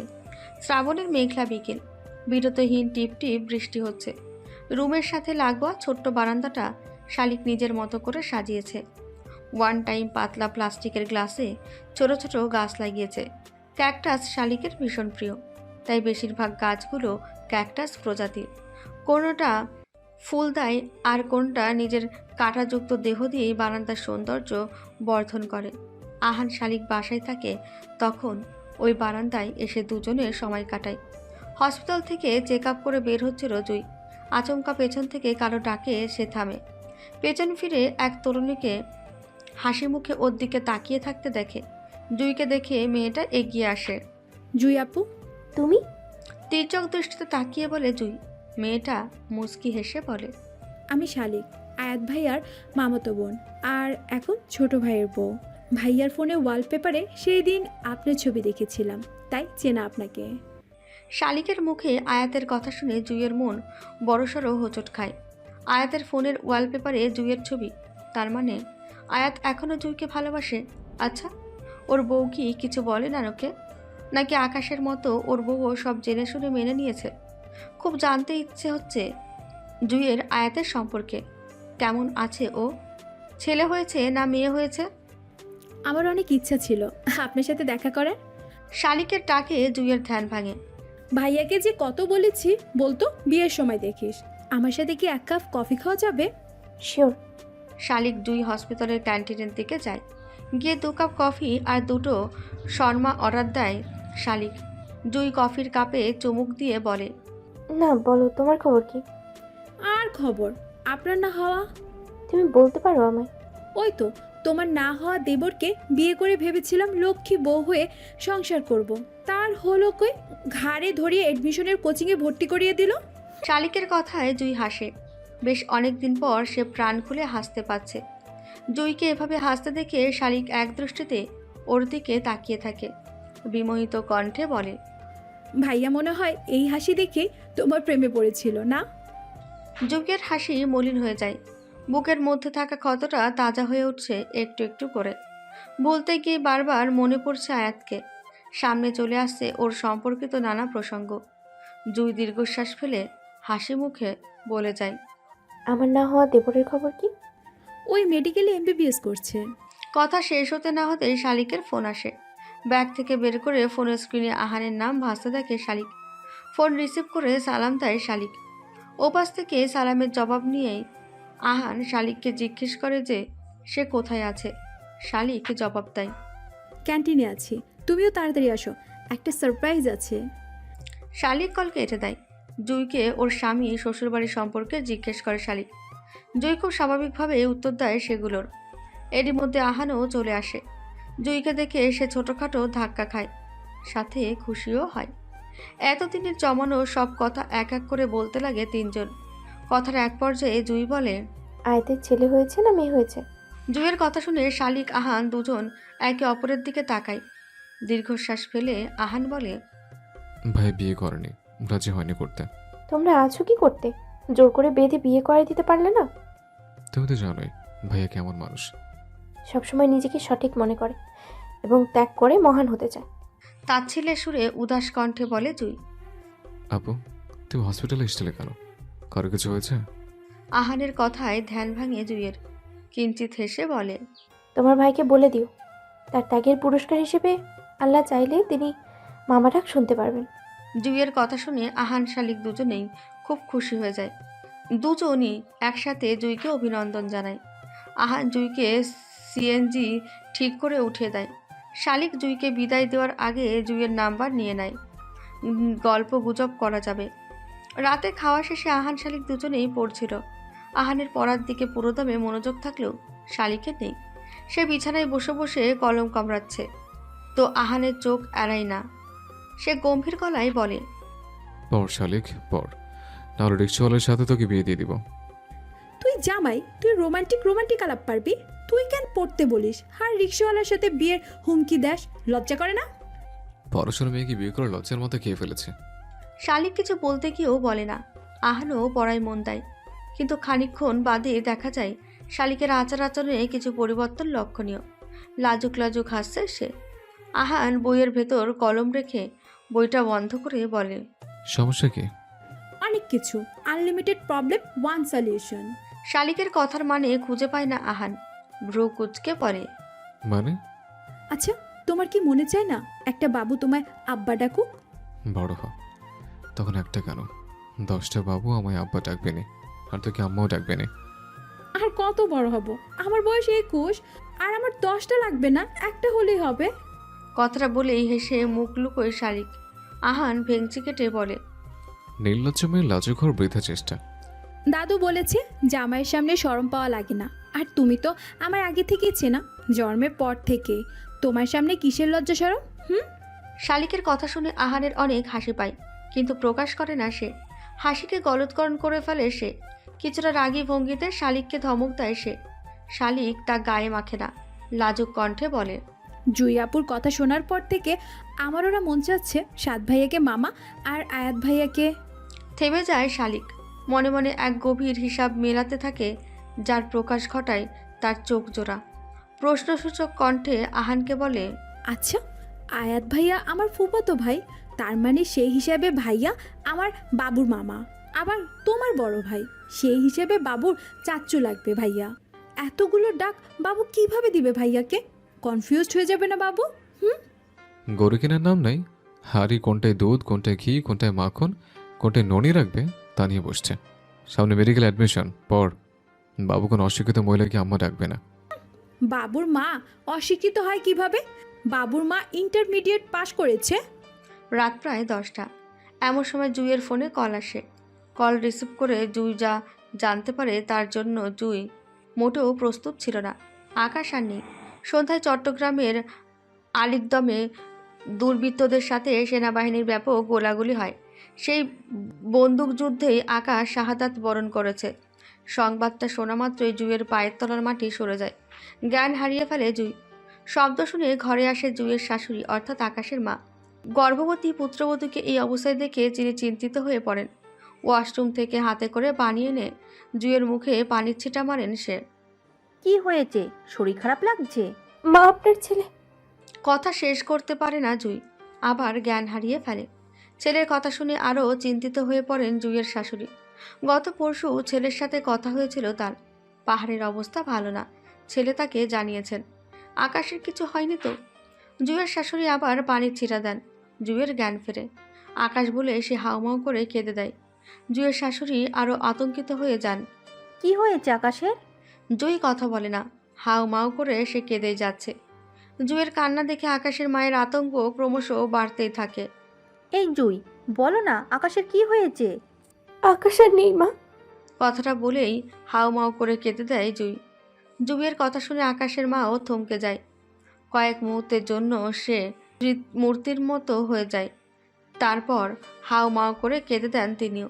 স্ত্রী পুত্রবধূর কান্না শুনে আকাশের বাবা আসেন। স্ত্রীর মুখে নিজের পুত্রের মৃত্যুর খবর শুনে তিনিও ভেঙে পড়েন। কথায় আছে না, খারাপ খবর বাতাসের আগে যায়। মুহূর্তেই চারপাশে আকাশের মৃত্যুর খবর ছড়িয়ে যায়। হেলিকপ্টার দিয়ে আকাশের মরদেহ আনা হয়। ভোর রাতের মধ্যে আকাশের মরদেহ পরিবারের কাছে হস্তান্তর করা হয়। জুইয়ের শাশুড়ি শোকে বিলাপ করছে। প্রতিবেশী মহিলারা তাকে সামলাচ্ছে। আর জুই, সে আকাশের খাটিয়ার পাশে পাথরের ন্যায় হয়ে বসে আছে। অপলক দৃষ্টিতে সে তাকিয়ে আছে নিজের প্রিয়তম বন্ধুর দিকে। কি সুন্দর চোখ বন্ধ করে ঘুমিয়ে আছে ছেলেটা। স্বার্থপরের মতন চলে গেল জুইকে একা করে। অনাগত সন্তানের কথাও ভাবল না মানুষটা। জুই আসলে দুর্ভাগা ও কুফা। মামি ঠিকই বলতো, জন্মের আগেই বাবা, জন্মের পরে মা, এদিকে সন্তান জন্মের আগে নিজের স্বামীকে হারালো। আকাশ শুধু জুইয়ের স্বামী ছিল না, সাথে ছিল খুব ভালো বন্ধু। জুইয়ের বলা প্রতিটি শব্দকে আকাশ প্রাধান্য দিত। স্বামীর অধিকারের জন্য যে মানুষটা কখনো জুইকে জবরদস্তি করেনি, অপেক্ষা করেছে বছরের পর বছর। আগে যদি জুই জানতো আকাশকে তার প্রাপ্য অধিকার বুঝিয়ে দিলে আকাশ এভাবে চলে যাবে, তাহলে জুই কখনো তাকে তার অধিকার দিত না। সকালে ঘুম থেকে উঠে আয়নায় নিজের চেহারা দেখে কলিজা কেঁপে ওঠে আহানের। শালিককে পড়তে দিয়ে ঘুমিয়েছিল সে, যেহেতু সকাল 8টায় তার ক্লাস আছে। কিন্তু মেয়েটা যে পড়া বাদ দিয়ে এমন কাজ করবে আহান কল্পনাও করেনি। শালিক, গম্ভীর স্বরে ডাক দেয় আহান। শালিক বাচ্চাদের মতন মোসরামুসরি করে, ঘুমন্ত গলায় বলে, রাত 3টা পর্যন্ত পড়ছি, একটু ঘুমাতে দাও। পড়ছিস না ছাই? আমার মুখের এই অবস্থা কেন? ধমক দিয়ে বলে আহান। ধমককে শালিক এক লাফে ঘুম থেকে উঠে যায়। ঘুমো ঘুমো চোখে আহানের চেহারা দেখে সে ভূত ভূত বলে লাফিয়ে ওঠে। আল্লাহ গো, ভূত! নিজে আকাম করে নিজে ভয় পাস? সকালবেলা ভূত বের হয় কেমনে? তোর জামাই আমি, পেতনি কোথাকার। আহানের কথা শুনে শালিক মুখ টিপে ফিক করে হেসে দেয়। আহান তাজ্জব হয়ে যায়। হাসছিস কেন? তোমায় না ভীষণ সুন্দর লাগছে। এত ফাজলামি করিস কেন তুই? এত ভাল লাগে কেন ফাজলামো করতে, বিশেষ করে তোমার সাথে? হুম। মুগ্ধ দৃষ্টিতে তাকিয়ে বলে শালিক। আহান কিছুটা বিব্রত হয়ে যায়। মেয়েটা বেশ ভালো করেই জানে আহানের দুর্বলতা, সে যে চাহনিতে আহানের রাগ গলে যেতে বাধ্য। তুই আমি এমন সাজিয়েছিস কেন? দাঁতে দাঁত চেপে বলে আহান। শালিক মৃদু হেসে বলে, ইউটিউবে মেকআপ টিউটোরিয়াল দেখছিলাম তো। তাই বলে তুই তার ট্রায়াল আমার উপর দিবি? তো কার উপর দেব? তুমি ছাড়া কে আর আছে আমার, বলো? নিষ্পাপ চাহনিতে তাকিয়ে বলে শালিক। আহান বিরক্ত হয়। সে চাহনির মায়ায় ডুবে যাওয়ার আগেই আহান সেই স্থান প্রস্থান করে। শালিক বিছানায় আবার ধপাস করে পড়ে ঘুমিয়ে পড়ে। বাদ জোহর আকাশের জানাজা নামাজ অনুষ্ঠিত হয়। বাংলাদেশ সেনাবাহিনীর পক্ষ থেকে আকাশ ও তার পরিবারকে বিশেষ সম্মান দেওয়া হয়। দেশের জন্য জীবন উৎসর্গ করায় আকাশের মরদেহকে গার্ড অফ অনার দেওয়া হয়। জানাজা নামাজ শেষ হলেই দাফন করা হয়। আকাশের মৃত্যুতে সবচেয়ে বেশি ভেঙে পড়েছে জুই। তা আর না বোঝার কোনো উপায় নেই। মেয়েটা পাথরের ন্যায় হয়ে গেছে, বলা চলা কিছুই বলছে না। আকাশের ইউনিফর্ম বুকে জড়িয়ে এক দৃষ্টিতে চেয়ে আছে। নীলের বউ অদ্রি বেশ কয়েকবার জুইকে কিছু খাওয়ানোর চেষ্টা করে, ব্যর্থ হয় সে। দেখো জুই, তুমি এইভাবে না খেয়ে থাকলে তোমার বাচ্চার কি হবে বলো তো? জুই নিশ্চুপ। অদ্রি আবার বলে, বাচ্চার কথা ভেবে অন্তত কিছু খাও। ভালো মানুষেরা তাড়াতাড়ি চলে যায়, তাই না ভাবি? এক দৃষ্টিতে তাকিয়ে প্রশ্ন করে জুই। অদ্রি কান্না চেপে জুইকে জড়িয়ে ধরে। জুই বিলাপ করতে করতে বলে, জানো ভাবি, মানুষটা না খুব ভালো ছিল গো। কখনো আমার সাথে কোনো খারাপ ব্যবহার করেনি, আমাকে সব সময় প্রাধান্য দিত, যা আগে কেউ কখনো দেয়নি। এখন দয়া করতে হবে ওর জন্য। মানুষটা তো আর ফিরে আসবে না। মানুষটা নিজের একটা অংশ তোমাকে দিয়ে গেছে। তোমার ভেতরে ছোট্ট একটা প্রাণ একটু একটু করে বড় হচ্ছে, তাকে সুস্থভাবে পৃথিবীতে আনতে হবে না? যখন ও আমায় তার বাবার কথা জিজ্ঞেস করবে, তখন আমি কি বলবো? বাচ্চাটা আমার মতোই দুর্ভাগা হলো, বাবার হাতর পেল না। ধানমান্ডি লেকের পাশ দিয়ে হাঁটছে শালিক আহান। আহান স্বাভাবিকভাবে হাঁটলেও শালিক কিছুটা খরগোশের ন্যায় লাফাচ্ছে। আহান শালিকের এই বাচ্চামোগুলো বেশ উপভোগ করে। মেডিকেলে পড়াশোনার কারাগারে বন্দি থাকা আহানের কাছে শালিকের বাচ্চামোগুলো যেন এক বিশাল মাঠ, যা দূরে গিয়ে মিলিত হয়েছে নীল আকাশের সাথে, যেখানে আহান প্রাণ ভরে শ্বাস নিতে পারে। আচ্ছা শালিক। আহানের ডাকে শালিক থেমে যায়, পেছনে ঘুরে বলে, কি? তুই কি কখনো বড় হবি না? তুমিও কি কখনো আমায় তুই বলা পুরোপুরি ছাড়বে না? আহান লাজুক হাসে। শালিক কংক্রিটের তৈরি বসার জায়গায় গিয়ে বসে। আহানও তার পাশে গিয়ে বসে। শালিক মৃদু হেসে বলে, আসলে আমি মানুষটা একটা দেহের ভিতর অনেকগুলো সত্তাকে পুষে রেখেছি। কারো কারো কাছে বাচ্চা, ইম্যাচিওর একটা মেয়ে যে কিছু বোঝে না, তাদের কাছে আমি খুবই নরম স্বভাবের, মিশুক প্রকৃতির হাসি খুশি মেয়ে। আবার কারো কাছে আমি অল্প বয়সী ম্যাচিওর হয়ে যাওয়া একটা মেয়ে, যে দুনিয়ার সব প্যাস্টের সম্পর্কে মোটামুটি একটা ধারণা নিয়ে চলে।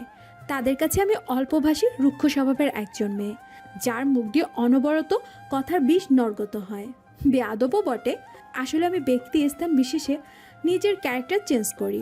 যেমন ধরো, তোমার কাছে আমি বাচ্চা স্বরূপ স্বভাবের বাচাল, ছিচ কাঁদুনি প্রকৃতির মেয়ে, কিন্তু অন্য কারো কাছে গিয়ে তুমি ঠিকই শুনতে পারবে আমার আচরণ 90 বছর বয়সী বৃদ্ধার ন্যায়। আমি হৃদয়হীনা, আমি অল্পভাষী রুক্ষভাষী স্বভাবের খারাপ মেয়ে। অনেক শক্ত শক্ত কথা বললে।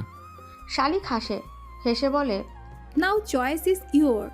তুমি কোন ক্যারেক্টারে শালিককে চাও? আমার বাচ্চা শালিকই ভালো আছে, এর কাছে আমি শান্তি পাই। অন্য কোনো শালিককে লাগতো না আমার। মেয়েদের নামাজে বৈবাহিক অবস্থান 4টি: বিবাহিত, অবিবাহিত, ডিভোর্সি, বিধবা। এর মধ্যে ডিভোর্সি আর বিধবা অবস্থানটা মেয়েদের কাছে অভিশাপের ন্যায়। অদ্ভুত বিষয় হলো, মেয়েদের এই দুই বৈবাহিক অবস্থানের জন্য মেয়েদেরকেই দায়ী করা হয়। আকাশ যাওয়ার পর দুর্বিষহ হয়ে ওঠে জুইয়ের জীবন। মা হওয়ার সময়টা প্রত্যেকটা মেয়ের কাছেই বিশেষ মুহূর্ত। এই সময় একটু বাড়তি যত্ন সব মেয়েরই প্রাপ্য।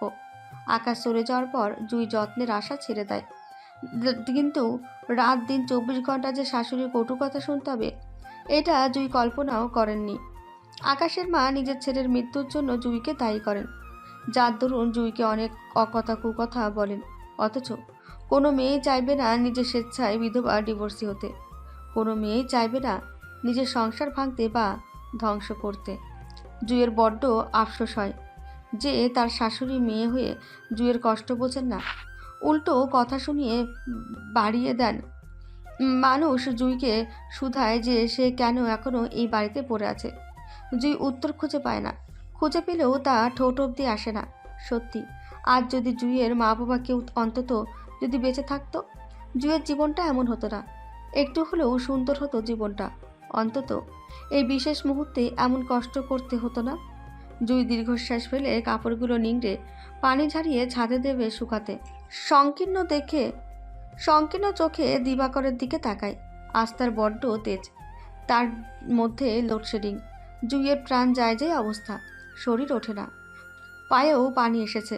এত অসুস্থতা, বৈরী আবহাওয়ার মধ্যেও জুই কোনো ছাড় পায় না। মাঝে মাঝে জুইয়ের মনে হয়, হঠাৎ যদি জান কবজের ফেরেশতা হজরত আজরাইল আসেন, তাহলে ঠিক শেষ মুহূর্তে জুই পানি চাইলে সে পাবে তো? মনে হয় না আছে কপালে। জুই বুঝতে পেরেছে আর মেনে নিয়েছে তার জীবন আর সে দুঃখ বিলাসী। আসরের নামাজ শেষে জুই খোদার দরবারে মোনাজাত ধরে, আল্লাহ তুমি আয়াতকে সুবুদ্ধি দান করো, আকাশকে তুমি জান্নাতে নসিব করো। জুই স্তব্ধ হয়ে যায়। অক্কিপর থেকে গাল বেয়ে নোনা জল গড়িয়ে ফেলে। কি অদ্ভুত মানুষের প্রার্থনা, খোদার কাছে মানুষের চাহা। কয়েকদিন আগেও জুই খোদার দরবারে আকাশের জন্য দোয়া করত, যাতে সে সুস্থ থাকে, তার যেন কোনো বিপজ্জনক কিছু না হয়। আর এখন খোদার কাছে তার জান্নাত লাভের জন্য, আত্মার মাগফিরাতের জন্য প্রার্থনা করা লাগছে। সময়ের সাথে কেমন যেন সব কিছু বদলে যায়। শুধু বদলালো না জুইয়ের মোনাজাতে থাকা মানুষগুলো, তবে তাদের মধ্যে জুইয়ের চাওয়া বদলে গেছে। একটা সময় আয়াতকে জুই নিজের করে পাওয়ার জন্য আল্লাহর দরবারে রোজ মোনাজাত করত, তারপরে চাইলো আয়াতকে ভোরার জন্য। আর এখন চাই আয়াতের সুবুদ্ধি যাতে সে বিয়ে করে। আধারে আসমানে ভেসে বেড়াচ্ছে গোলাকার চাঁদ, ধবধবে সাদা বর্ণের আলোয় পৃথিবীকে জানান দিচ্ছে নিজের সৌন্দর্যের। তার চারিপাশেই জল করছে অসংখ্য ক্ষুদ্র ক্ষুদ্র নক্ষত্র। লোডশেডিংয়ে বারান্দায় কফি কাপ হাতে দাঁড়িয়ে রাত্রির সৌন্দর্য উপভোগ করছে শালিক। পূর্ণিমা চাঁদের জ্যোৎস্না এক চিলটে বারান্দাকে কাল্পনিক স্বর্গের রূপ দিয়েছে। ঢাকায় এসে শালিকের একটা লাভ হয়েছে, সে বারান্দা থেকে খোলা আকাশ দেখতে পায়। রোদ ঝলমলে দিন রাত্রিতে ভরা পূর্ণিমার জ্যোৎস্না প্রাণ ভরে উপভোগ করতে পায়, যা ওই মফস্বল শহরে কখনো সম্ভব হয়নি। সেখানে জানালার ছাদ থেকে দেখা যেত সবুজের সমারোহ, যা দেখতে দেখতে শালিক বিরক্ত হয়ে উঠেছিল। আহান ঘরে নেই, বাইরে টুকিটাকি জিনিস কিনতে গেছে সে। ঘরে থাকলে শালিকের আহামরি কোনো লাভ হয় না। বিয়ের আগে আহানের প্রেম ছিল, এখন ফুরিয়ে গেছে। কোথায় একটু মিষ্টি মিষ্টি কথা বলবে তা না করে শালিককে পড়তে বসতে পারে, নয়তো শালিককে খোঁচানোই ব্যস্ত থাকে। স্বামী স্ত্রীর মধ্যে যে একটা সম্পর্ক থাকে তা নেই ওদের মধ্যে। আগেকার মতোই শালিককে চেতায় আহান, ফাজলামো করে। শালিকের ভাবনা শেষ না হতেই কোনো আগন্তুক এসে শালিককে পেছন থেকে জড়িয়ে ধরে। শালিক চিৎকার দিয়ে ওঠে। ও মা গো, রাত্রিবেলায় কে আসলো? কুত্তা বাসায় দরজা লক করে নাই, বের হওয়ার সময়। আহান রে, আজকে যদি আমি মরি তাহলে তুইও শেষ। ভূত হয়ে আসবো তোকে মারতে। ওই মিয়া ছাড়েন, মানুষের বউকে এভাবে ধরেন, শরম করে না? মানুষের বউ কই? নিজের বউকেই তো ধরছে। আবুল? আহান শালিককে কোলে তুলে নেয়। হ্যাঁ, তোর আবুল। তুই এভাবে কোলে নিলি, যদি আমার ফুলের টপ ভাঙতো? ভেতর ভেতর খিচুড়ি পাকাস, এটা রোমান্টিক মুডে এলেই তো এটা সেরে বলিস। খিচুড়ি পাকাই মানে? তীক্ষ্ণ দৃষ্টিতে তাকিয়ে বলে শালিক। আহান ভেঙচি কেটে বলে, মানে তুই বলছিস, শুধু শুধু প্রশ্ন করবি না। আহান নামিয়ে দেয় শালিককে। শালিক ঠেস মেরে বলে, শেষ প্রেম? আহান শালিকের কপালে চুমু দিয়ে বলে, প্রেম কখনো শেষ হয় না, প্রকাশ করার পরিমাণটা শুধু কমে যায়। ভালোবাসার স্থায়িত্ব বড়জোর 4 বছর। আচ্ছা, 4 বছর পরে আরেকটা বিয়ে করবো নি। ভাবলেশীন উত্তর দেয় আহান। শালিক রেগে যায়। কি বললি? কলিজেটাই আছে তোর। আমি কিন্তু বড়, তোর রেসপেক্ট দেয়। রেসপেক্টের মায়েরে বাপ। তেমন গুন্ডাদের মতো আচরণ করিস কেন মাঝে মাঝে? শালিক উত্তর দেয় না, তার জানা নেই এর উত্তর। 2 দিন হলো শালিক আহান বাসায় এসেছে। শাশুড়ি আর ননদ বাইরে থাকায় শালিকই যাবতীয় কাজ করে। সেদিন ছিল শুক্রবার। আগের দিন রাতে মিসেস লাকি শালিককে বলে দেন সকালে রাস্তার চালের গুঁড়ার রুটি আর মাংসের কথা। যথারীতি শালিক সকালে উঠে নাস্তা বানানোর কাজে লেগে পড়ে। এই প্রথম শালিক চালের গুঁড়ার রুটি বানায়। রুটিও শালিক তেমন ভালো বানাতে পারে না। ঢাকায় ফ্রিজেন পরোটা খাওয়ায় রুটি বানানোর ঝামেলা শালিকের তেমন ফেস করতে হয়নি। চালের রুটির ডো যে ঠান্ডা হয়ে গেলে শক্ত হয়ে যায় এটাও শালিকের জানা ছিল না, যার দরুন রুটিগুলোর আকার হয়েছে কোনো রকম। কিন্তু ভাজতে গিয়ে বাজে আরেক বিপত্তি। রুটি বাদামি বর্ণের না হওয়ায় শালিক বেশ সময় নিয়ে রুটি ভাজে, আর কিছু কিছু রুটি মৃদু পুড়ে যায়। যথারীতি সকাল 8টা বাজার আগে শালিক টেবিলে নাস্তা পরিবেশন করে। আহানাজ আগেই উঠে যায়, ফ্রেশ হয়ে নাস্তা খেতে বসে। মিসেস লাকিও উঠে খেতে বসেন স্বামীকে নিয়ে, কিন্তু রুটি দেখতেই তার মুখ কালো হয়। এগুলো কি বানিয়েছো? চিৎকার দিয়ে বলেন মিসেস লাকি। শালিক স্বাভাবিক কণ্ঠে বলে, এই জন্যই বলি কুটকাচানি বন্ধ করে হেলদি ফুড খান। হেলদি ফুড খেলে কি অকালে অন্ধ হওয়া লাগতো? শাশুমা, এগুলো রুটি। এগুলো কি রুটি? না হয়েছে গোল আর কেমন পোড়া। কুত্তাও তো খাবে না এটা। আপনার ছেলে অলরেডি 2টো খেয়ে ফেলেছে রুটি, আর আমি একটা শর্তে গোল বানিয়ে দিব রুটি। সেইটা হলো, সেই গোল রুটিটি আপনাকে গোল অবস্থায় খেতে হবে, ছিঁড়ে খেতে পারবেন না। আর ভুলে যাবেন না আমি আপনি একই বংশের মেয়ে। আম্মু, তুমি কিন্তু শুধু শুধু শালিকের সাথে বাজাবাজি করো।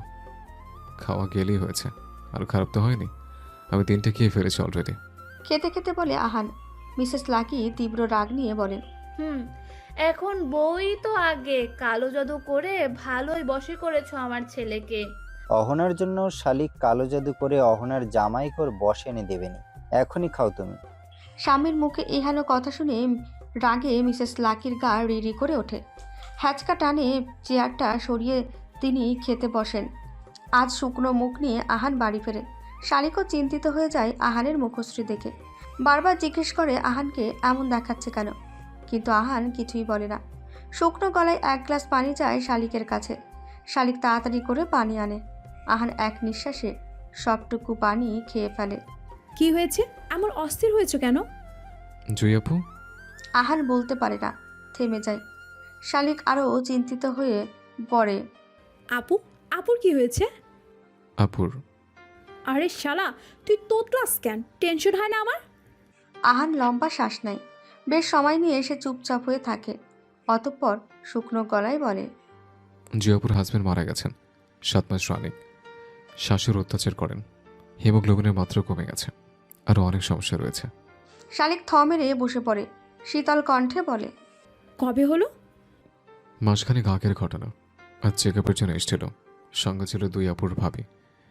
আয়াত আজ শালিকের কাছে জুয়ের স্বামী মারা গেছে জানল। এই খবর শুনে আয়াত কি প্রতিক্রিয়া করবে বুঝে উঠতে পারেনি। একটা কথা বারবার মনের মধ্যে ঘুরপাক খাচ্ছে।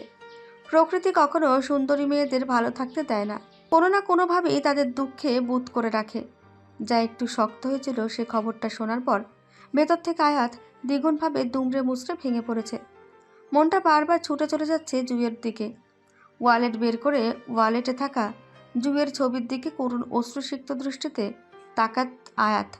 কান্না ভেজা কণ্ঠে বলে, এই যে ঘুরে থেকেও তুমি আমায় যে প্রতিনিয়ত চুম্বকের মতো আকর্ষণ করো, এটাই কি ভালোবাসা? দুপুরে একটু ঘুমিয়েছিল আহান। শালিকের ঘুম আসেনি, যার দরুন সে ঘুমায়নি। কথাই বলে অলস মস্তিষ্ক শয়তানের বাস। কোনো কাজকর্ম না থাকায় শালিকের মাথায় দুষ্টুবুদ্ধি পোকার ন্যায় কিলবিল কিলবিল করতে থাকে। আহানের দিকে সে শয়তানি দৃষ্টি নিয়ে কিছু সময় তাকিয়ে থাকে। আহানের চুলগুলো বেশ বড় হয়েছে, আর ছেলেদের বড় চুল রাখা শালিকের পছন্দ নয়। আচ্ছা, আহানের চুলের ওপরে ভিন্ন কিছু ট্রাই করলে কেমন হয়? শালিক সযত্নে আহানের চুল আশ্রিয়ে দেয়, তারপর ছোট ছোট অসংখ্য বিনুনি করে আহানের চুলে। সেই বিনুনির উপর আবার কয়েক স্তরের হেয়ার স্ট্রেটিং স্প্রে দেয়। পরিশেষে সে মুগ্ধ দৃষ্টি আহানের দিকে তাকায়। বাতাসে উড়ান্ত চুম্বন ছুড়ে দেয় আহানের দিকে। স্বস্তির শ্বাস ফেলে বলে, এখন একটু শান্তি লাগছে। লম্বা হাই তুলে শালিক শুয়ে পড়ে। মাগরিবের আগ দিয়ে আহানের চিৎকারে শালিকের ঘুম ভাঙে। শালিক ঘুম ঘুম চোখে উঠে যায়। গিয়ে দেখে আহান আয়নার সামনে রেগে বোম হয়ে দাঁড়িয়ে আছে। শালিককে দেখে আহান রাগান্বিত কণ্ঠে বলে, এটা তুই করেছিস না? তোমার কসম আমি করি নাই। মিথ্যা কসম কেটে আমার লাইফ রিস্ক বাড়বে না শালিক। বাসে একমাত্র তুই আমার সাথে থাকিস, আর এরকম আকাম তুই করিস। জিনও তো করতে পারে। জেনের এমন আজের টাইম নাই তোর মতো। এমন শক্ত হয়ে আছে কেন? গ্লুটু দেশ নাই তো? হেয়ার স্প্রে দিছি একটু, তাই এমন করো? অভিমানী কণ্ঠে বলে শালিক। আহান বিরক্তি আর রাগ নিয়ে বলে, ন্যাকামিটা বন্ধ করবি কবে? সৃষ্টিকর্তা মেয়েদের ন্যাকামি ঢং করার জন্যই সৃষ্টি করেছে। ঢং ন্যাকামি, একটু আঘাতই কেঁদে ফেলা, আবার বিশাল আঘাতের ক্ষত হাসি মুখে বয়ে বেড়ানো, এগুলো মেয়েদের অন্যতম বৈশিষ্ট্য। এগুলোই মেয়েদেরকে অন্যান্য সৃষ্টির থেকে বিশেষ করে আলাদা করে। বড় বড় কথা না বলে আমার চুল ঠিক কর। ন্যাড়া করতে হবে। ন্যাড়ার কথা শুনে আহানের চক্ষু কপালে উঠে যায়। এত শখের চুল ন্যাড়া করে ফেলে দেবে? অতই সস্তা? ভয়ত আতঙ্কিত কণ্ঠে আহান শালিককে বলে, কে? Just kidding. মৃদু হেসে শালিক আহানের চুলের ক্ষুদ্র সরু বেনুনি খোলায় লেগে পড়ে। বেনুনি করতে যে না কষ্ট হয়েছে, বেনুনি খুলতে তার 4 গুণ কষ্ট হচ্ছে। এগুলো আগে জানলে শালিক কখনোই এই কাজটা করতো না। বেনুনি সবগুলো খোলার পরে আহানের লুক দেখে শালিকের গেট ফেতে হাসি আসে। চেপে রাখতে পারে না সে, হো হো করে হেসে দেয়। আহান সন্দেহভাজন ও কৌতূহল দৃষ্টি নিয়ে আয়নায় নিজের প্রতিবিম্বর দিকে তাকায়। আয়নার মানুষটা সত্যি আহান তো, নাকি অন্য কেউ? আহানের ভাবনা শেষ হতে না হতেই শালিক হাসতে হাসতে বলে, ট্রাস্ট মি ব্রো, তোমায় পুরো দেশি আফ্রিকান লাগছে।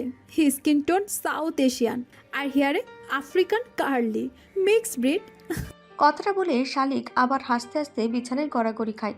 আহান ধমক দেয় শালিককে, কিন্তু সে তা বরাবরের মতোই গায়ে মাখে না, উড়িয়ে দেয়। আহান আফসোস, কষ্ট, রাগ নিয়ে বলে, যা বলছিলাম, ফুফাতো ভাইয়া থেকে তোর ছাইয়া হওয়া আমার ঠিক হয়নি। বিয়ের আগে ফুফাতো ভাই বড় ভাই হিসেবে যে ইজ্জত দিতে, এখন তো তুই আনও দিস না। আমার লাভ লস নাই, আমার লাইফটাই লস। জুয়ের সাথে শালিকের নিয়মিত যোগাযোগ শুরু হয়। শালিকই যে নিত জুয়ের খবর। জুয়ের মামাতো ভাই জুইকে তার বাসায় নিয়ে এসেছেন। জুয়ের ভাবিও ভীষণ ভালো মানুষ, জুইকে নিজের ছোট বোনের মতোই দেখেন। কিন্তু জুয়ের কথাবার্তায় যা বোঝা গেল, এভাবে অন্যের ঘাড়ে বসে খাওয়া জুয়ের নিজেরই পছন্দ হচ্ছে না। আত্মসম্মানে লাগছে। শালিককে একটা চাকরি জোগাড় করে দেওয়ার অনুরোধ করে জুই। তৎক্ষণাৎ শালিকের মাথায় একটা বুদ্ধি আসে। আচ্ছা, আয়াত ভাইয়ার সাথে জুই আপুর বিয়ে দিলে কেমন হয়? কিন্তু ভাইয়া কি এমন বিধবা মেয়েকে বিয়ে করবে? তার মধ্যে অন্তঃসত্ত্বা, সময় বদলায়, সাথে মানুষের অনুভূতিও। অনেক ছেলেই আছে নিজের প্রেমিকাকে বিয়ে করতে চায় না। এমন অনেক গল্প আছে যেখানে মেয়েটি থাকতে চেয়েছিল কিন্তু ছেলেটি তাকে রাখেনি। জুইও থাকতে চেয়েছিল, হাউ মাউ করে কেঁদেছিল থাকার জন্য। আয়াত তাকে রাখেনি। বা জুইও কি আদৌ আয়াতকে মেনে নেবে? মেয়েদের কাছে ভালোবাসার থেকেও বেশি প্রাধান্য পায় নিজেদের আত্মসম্মান। যেখানে কোনো নারী একবার অপমানিত হয়েছে সেখানে ওই নারী জীবনেও ফিরে চায় না। শালিক নিজের চিন্তাভাবনা আহানের সাথে শেয়ার করে। আহানেরও মন্দ লাগে না শালিকের ভাবনাটা, কিন্তু সমস্যা হচ্ছে এগুলো আয়াতকে ফোনে জানানো যাবে না। জানালেই ফোন বন্ধ করে নিরুদ্দেশ হবে, আর বন্ধ না করলেও আহান কল দিলে তা কেটে দেবে। জুইকেও সরাসরি বিষয়টা বলা যাবে না। আয়াতের ফিরিয়ে দেওয়া নিয়ে যে জুইয়ের মনে আয়াতের প্রতি ঘৃণার সৃষ্টি হয়নি তা বলা যাবে না।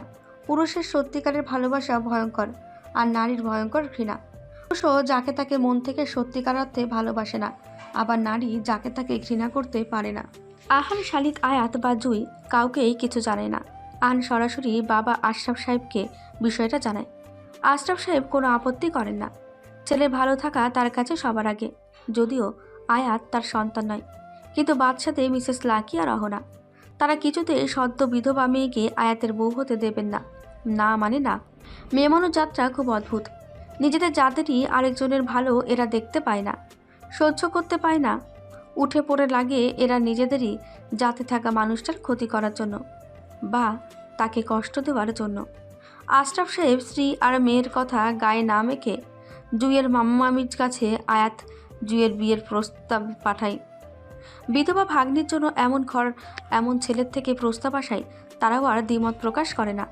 আয়াতকে এক প্রকার ভুলিয়ে ভালিয়ে মিথ্যা কথা বলেই যশোর থেকে আনা হয়। নির্ধারিত দিনে পরিবারের সবাই বিয়ের প্রস্তুতি নিয়েই জুইয়ের মামার বাসার উদ্দেশ্যে রওনা দেয়। বাসায় এত আয়োজন দেখে জুইয়ের মনে প্রশ্ন জাগে। সে অদ্রিকে জিজ্ঞেস করে, ভাবি বাসায় কিছু হবে আজ, এত আয়োজন? তোমার ভাইয়ের বিয়ে দেব। মজা করে বলে অদ্রি। জুই মৃদু হাসে। তৎক্ষণাৎ অদ্রির মনে পড়ে শালিক জুইয়ের জন্য একটা লাল জামদানি শাড়ি কিনে পাঠিয়েছে। অদ্রি হাত ধুয়ে জুইকে নিয়ে নিজের ঘরে যায়। আলমিরা থেকে প্যাকেটে মোড়ানো শাড়িটা জুইয়ের হাতে দিয়ে বলে, এটা নাও। জুই কিছু না বলে আগে প্যাকেটটা ছেড়ে লাল জামদানি শাড়ি দেখে তার মাথায় হাত। বিধবা মেয়ে হয়ে কিভাবে সে এমন উজ্জ্বল রঙের শাড়ি পরবে? সমাজ কি বলবে? সবচেয়ে বড় কথা, ওকে মানাবে তো? একে তো 7 মাসের অন্তঃসত্ত্বা, তার উপর বিধবা। নিজের কাছেই তো বিষয়টা বেমানান লাগবে জুইয়ের। আর আকাশ নেই, লাল শাড়ি পরলে এখন কেই বা দেখবে জুইকে? ভাবি বিধবা হয়ে লাল শাড়ি পরবে? এটা 23 সাল, এখনো এইগুলা কেউ মানে না। কিন্তু আমার কাছেই তো বিষয়টা হেলা লাগছে। লাগলে লাগুককে, নীল পড়তে বলেছে তোমায়, এটা তুমি পরবে। আর হ্যাঁ, শ্যাম্পু করিও আজকে। বাসায় একটা অনুষ্ঠান, মানুষজন আসবে, তেলওয়ালা মাথায় ঘুরে বেরিও না। আর তাড়াতাড়ি গোসলটা সেরে নাও। বাড়ালেই কি কে দেখবে আমায়? আমরাই দেখবো। আর তুমি কিন্তু ইদানিং বেশি তর্ক করছো জুই। চুপচাপ কথা শুনবে, না হলে সিরিয়ালদের ভাবিদের মতো করবো। হেসে বলে অদ্রি। জুইও হাসে। অনেকটা ইচ্ছার বিরুদ্ধেই আয়াত পরিবারের সাথে দাওয়াত খেতে আসে। আশরাফ সাহেবের বন্ধুর বাসায় আয়াতকে কেন আনতে হবে? ড্রয়িং রুমের সোফায় গিয়ে সবাই বসে। অদ্রি নাস্তা এনে পরিবেশন করে। এই পর্যন্ত ঠিকই ছিল, কিন্তু আয়াতের মাথায় আকাশ ভেঙে পড়ে নীলকে দেখে। জুইয়ের সাথে সর্বশেষ যখন কথা হয়েছিল সামনাসামনি, তখন নীল ছিল সাথে। যদিও চেহারা সঠিকভাবে আয়াতের খেয়াল নেই, কিন্তু তাও আন্দাজ বলছে এ নীলই, জুইয়ের মামাতো ভাই। তাহার সাথে পাঞ্জাবি পরা দাড়িওয়ালা এক মধ্যবয়সী লোক। এই লোক কাজী নন্দ। আয়াতের পরিবার কি কোনোভাবে ওকে মাইনকাট চিপাই ফেলে বিয়ে দিতে চাচ্ছে জুইয়ের সাথে? দিলে অবশ্য সমস্যা নেই, কিন্তু প্রশ্ন হচ্ছে জুই আয়াতকে মেনে নেবে তো? যে ব্যবহার করেছে আয়াত জুইয়ের সাথে, তাতে মনে হয় না জুই আয়াতকে ক্ষমা করবে। কাজী সাহেব বসলেন। আদ্রি জুইকে ঘর থেকে নিয়ে আসে। আয়াতকে দেখে জুইয়ের মাথায় আকাশ ভেঙে পড়ে। আয়াত আয়াত এখানে কি করছে? করুণা করতে এসেছে? লাগবে না জুইয়ের আয়াতের করুণা। আগে যেভাবে পাগলের মতন আয়াতকে জুই ভালোবাসত, এখন তার কয়েক গুণ আয়াতকে ঘেন্না করে। যখন থাকতে চেয়েছে জুই তখন তো ঠিকই মানবতা দেখিয়ে ফিরিয়ে দিয়েছিল। আজ কেন এসে অদ্রি জুইকে নিয়ে বসায়? কাজী সাহেব বিয়ে পড়ানো শুরু করতে যাবে, ঠিক সেই মুহূর্তে আয়াত তাকে থামিয়ে দেয়। এই বিয়েতে আমার আপত্তি নেই, কিন্তু কনের সাথে আমার কিছু কথা আছে যা আমার কাছে অতি জরুরি। একটা সম্পর্ক শুরু করার আগে বিপরীত পাশের মানুষটারও মতামত নেওয়া উচিত, যেহেতু দুজনেরই সমান দায়িত্ব থাকে সম্পর্কটা টিকিয়ে রাখার। আয়াতের অনুরোধ রাখা হয়। দুজন কথা বলার জন্য আলাদা ঘরে সুযোগ পায়। জুই আয়াতের দিকেও তাকায় না অভিমানে। আয়াত অপরাধ বোধ নিয়ে বলে, দেখো, তোমার সাথে আমি যা করেছিলাম সেটা অন্যায়, কিন্তু আমিও তখন নিরুপায় ছিলাম। টক্সিক ফ্যামিলিতে তোমায় নেব, তার মধ্যে আমি বেকার। নেবেন না তো আসছেন কেন আজ? কারণ এখন বেকার নই। টাকা পয়সা কি সব? সব না, আবার সবও। জুই অভিমানে ঘৃণায় মুখ ফিরিয়ে নেয়। আয়াত আবার বলে, দেখো, উপরওয়ালা আমায় একটা সুখ দিয়েছেন প্রায়শ্চিত্ত করার। তুমি প্লিজ আমায় ফিরিয়ে দিও না। সেদিন আমিও এভাবেই বলেছিলাম। শুনেছিলেন আপনি আমার কথা? ঠিকই ফিরিয়ে দিয়েছিলেন আমি। অবশ্য ভুল কিছু করনি বটে। প্রায় ছেলেই প্রেমিকার সাথে এমন ব্যবহার করে যাতে প্রেমিকা ছেড়ে যেতে বাধ্য হয়, এবং পরে ওইসব ছেলেরাই বলে বেড়ায় নারী ছলনাময়ী, নারী বেদনাময়ী। সেখানে তুমি আমায় সরাসরি চলে যেতেই বলেছ। এগুলো তো বাহবা পাও তুমি। আজীবন এটার খোঁটা শুনতে আমি রাজি, কিন্তু হাতের কাছে তোমায় এভাবে পেয়ে আমি হারাতে রাজি না। লিপস্টিকের গ্যারান্টি দিতে পারবো না, তবে তোমার চোখের কাজল নষ্ট হতে দেব না। আর তোমার বাচ্চার মুখের হাসি, বাবার অভাব কখনো বুঝতে দেব না তাকে। যদি আমি কখনো আকাশ হয়ে উঠতে পারবো না, তবে নিজের দিক থেকে আমি সর্বোচ্চ চেষ্টা করব, কথা দিলাম। এর আগেও তো একবার কথা দিয়েছিলে শেষটা অবধি পাশে থাকবে। মিস্টার শাহজাদ আয়াত, মুখে কথা দেওয়াটা যত সহজ, কথা রাখা ততটা সহজ না। এবার শেষ অবধি থাকার চেষ্টা করব, জীবন দিয়ে হলেও রাখবো আমি আমার কথা। জুই কিছু বলে না, অভিমানে মুখ ফিরিয়ে নেয়। আয়াত হাঁটু গেড়ে বসে। ফাঁসির আসামিকেও ক্ষমা চাওয়ার প্রায়শ্চিত্তের সুযোগ দেওয়া হয়। আমি কি এত বড়ই অপরাধ করেছি যে আমি কিছুই পাবো না? জুই এবারও চুপ, কিছু না বলে সে বেরিয়ে যায়। আয়াতও পিছন পিছন বের হয়। জুই বিয়েটা ভেঙে দেবে না তো? আয়াতের মনে শঙ্কার সৃষ্টি হয়।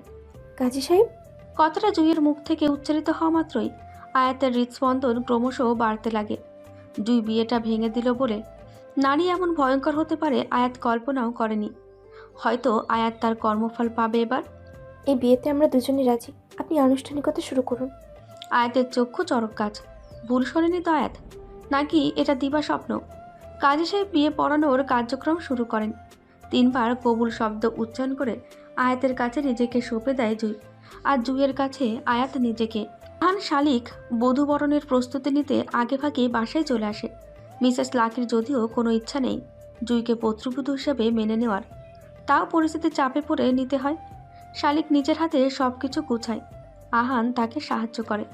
শালিক ফুলের পাপড়ি ছড়াতে ছড়াতে বলে, দেখেন শাশুমা, আমি আপনার ভাইজি, তাই আমার সাথে যা খুশি তাই করেছেন।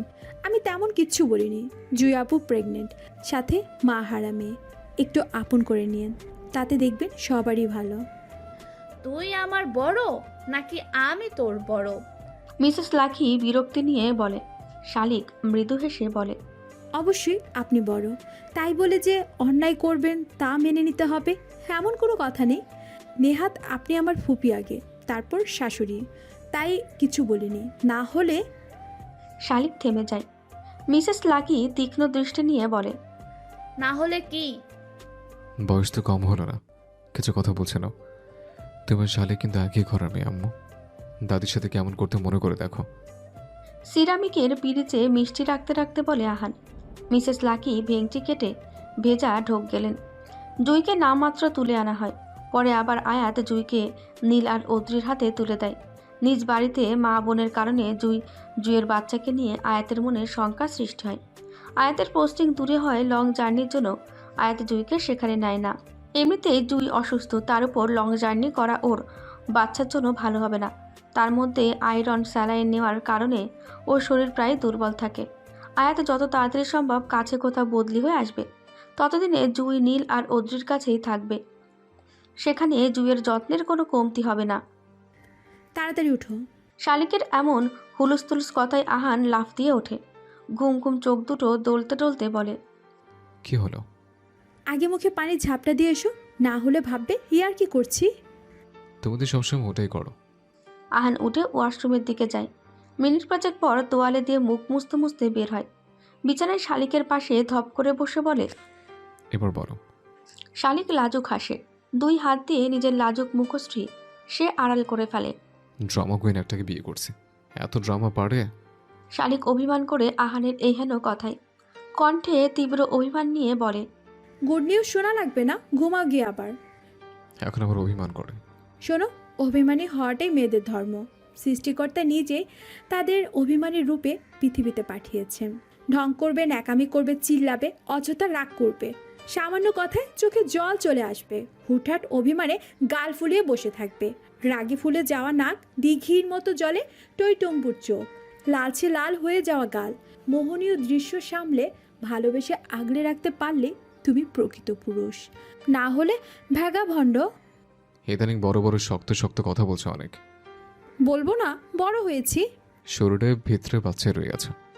গুড নিউজ দিতে ঘুম থেকে তুললাম তা না, ভদ্রলোক ঝগড়া করছে। অভিমান আর বিরক্তি নিয়ে বলে শালিক। এতক্ষণ আহান শব্দটা খেয়াল করেনি। শালিকের মুখে গুড নিউজ কথাটা শোনা মাত্রই আহানের কৌতূহল বেড়ে যায়। কি গুড নিউজ? এলাকায় শালিকের কুত্তা স্কোয়াডে আরও একটা কুকুর এসেছে কি? মেয়েটার কাছে তো এইগুলোই গুড নিউজ হয়। আহান শান্ত হয়।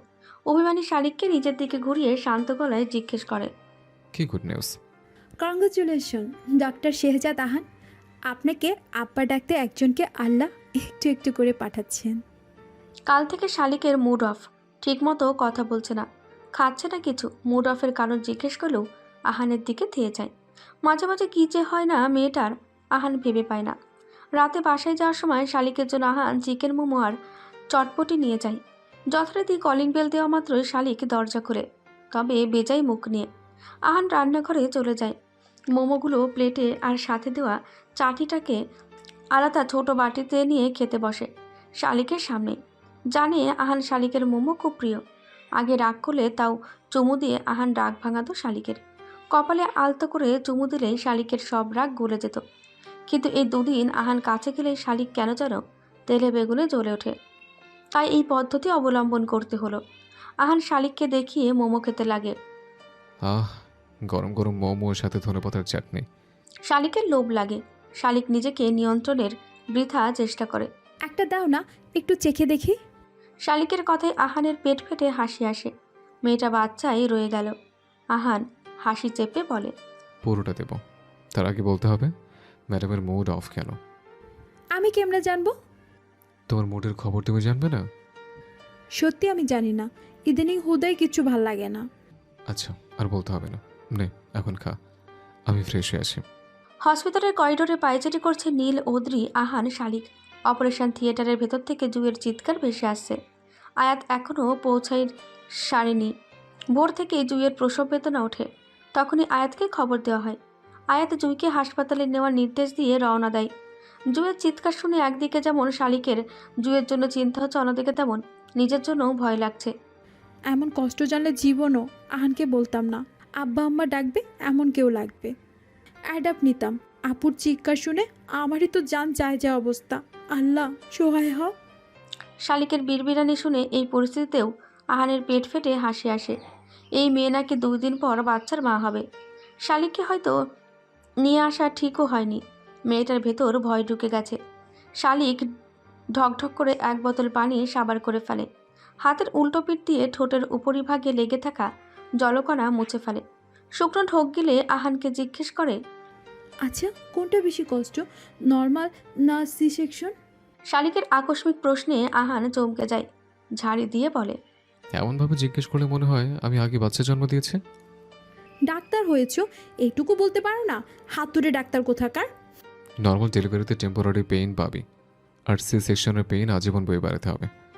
সিদ্ধান্ত নাও, সময় আছে ভাবার অনেক। এটাই ফার্স্ট, এটাই লাস্ট, এরপরে বাবু অ্যাডাপ্ট নিব। আহান মুখ টিপে হাসে। এরই মধ্যে আয়াত আসে। কয়েকদিন যাবৎ বৃষ্টি হওয়ায় বেশ ঠান্ডা পড়েছে। তাও এই ঠান্ডা আবহাওয়ায় আয়াত ঘেমে একাকার।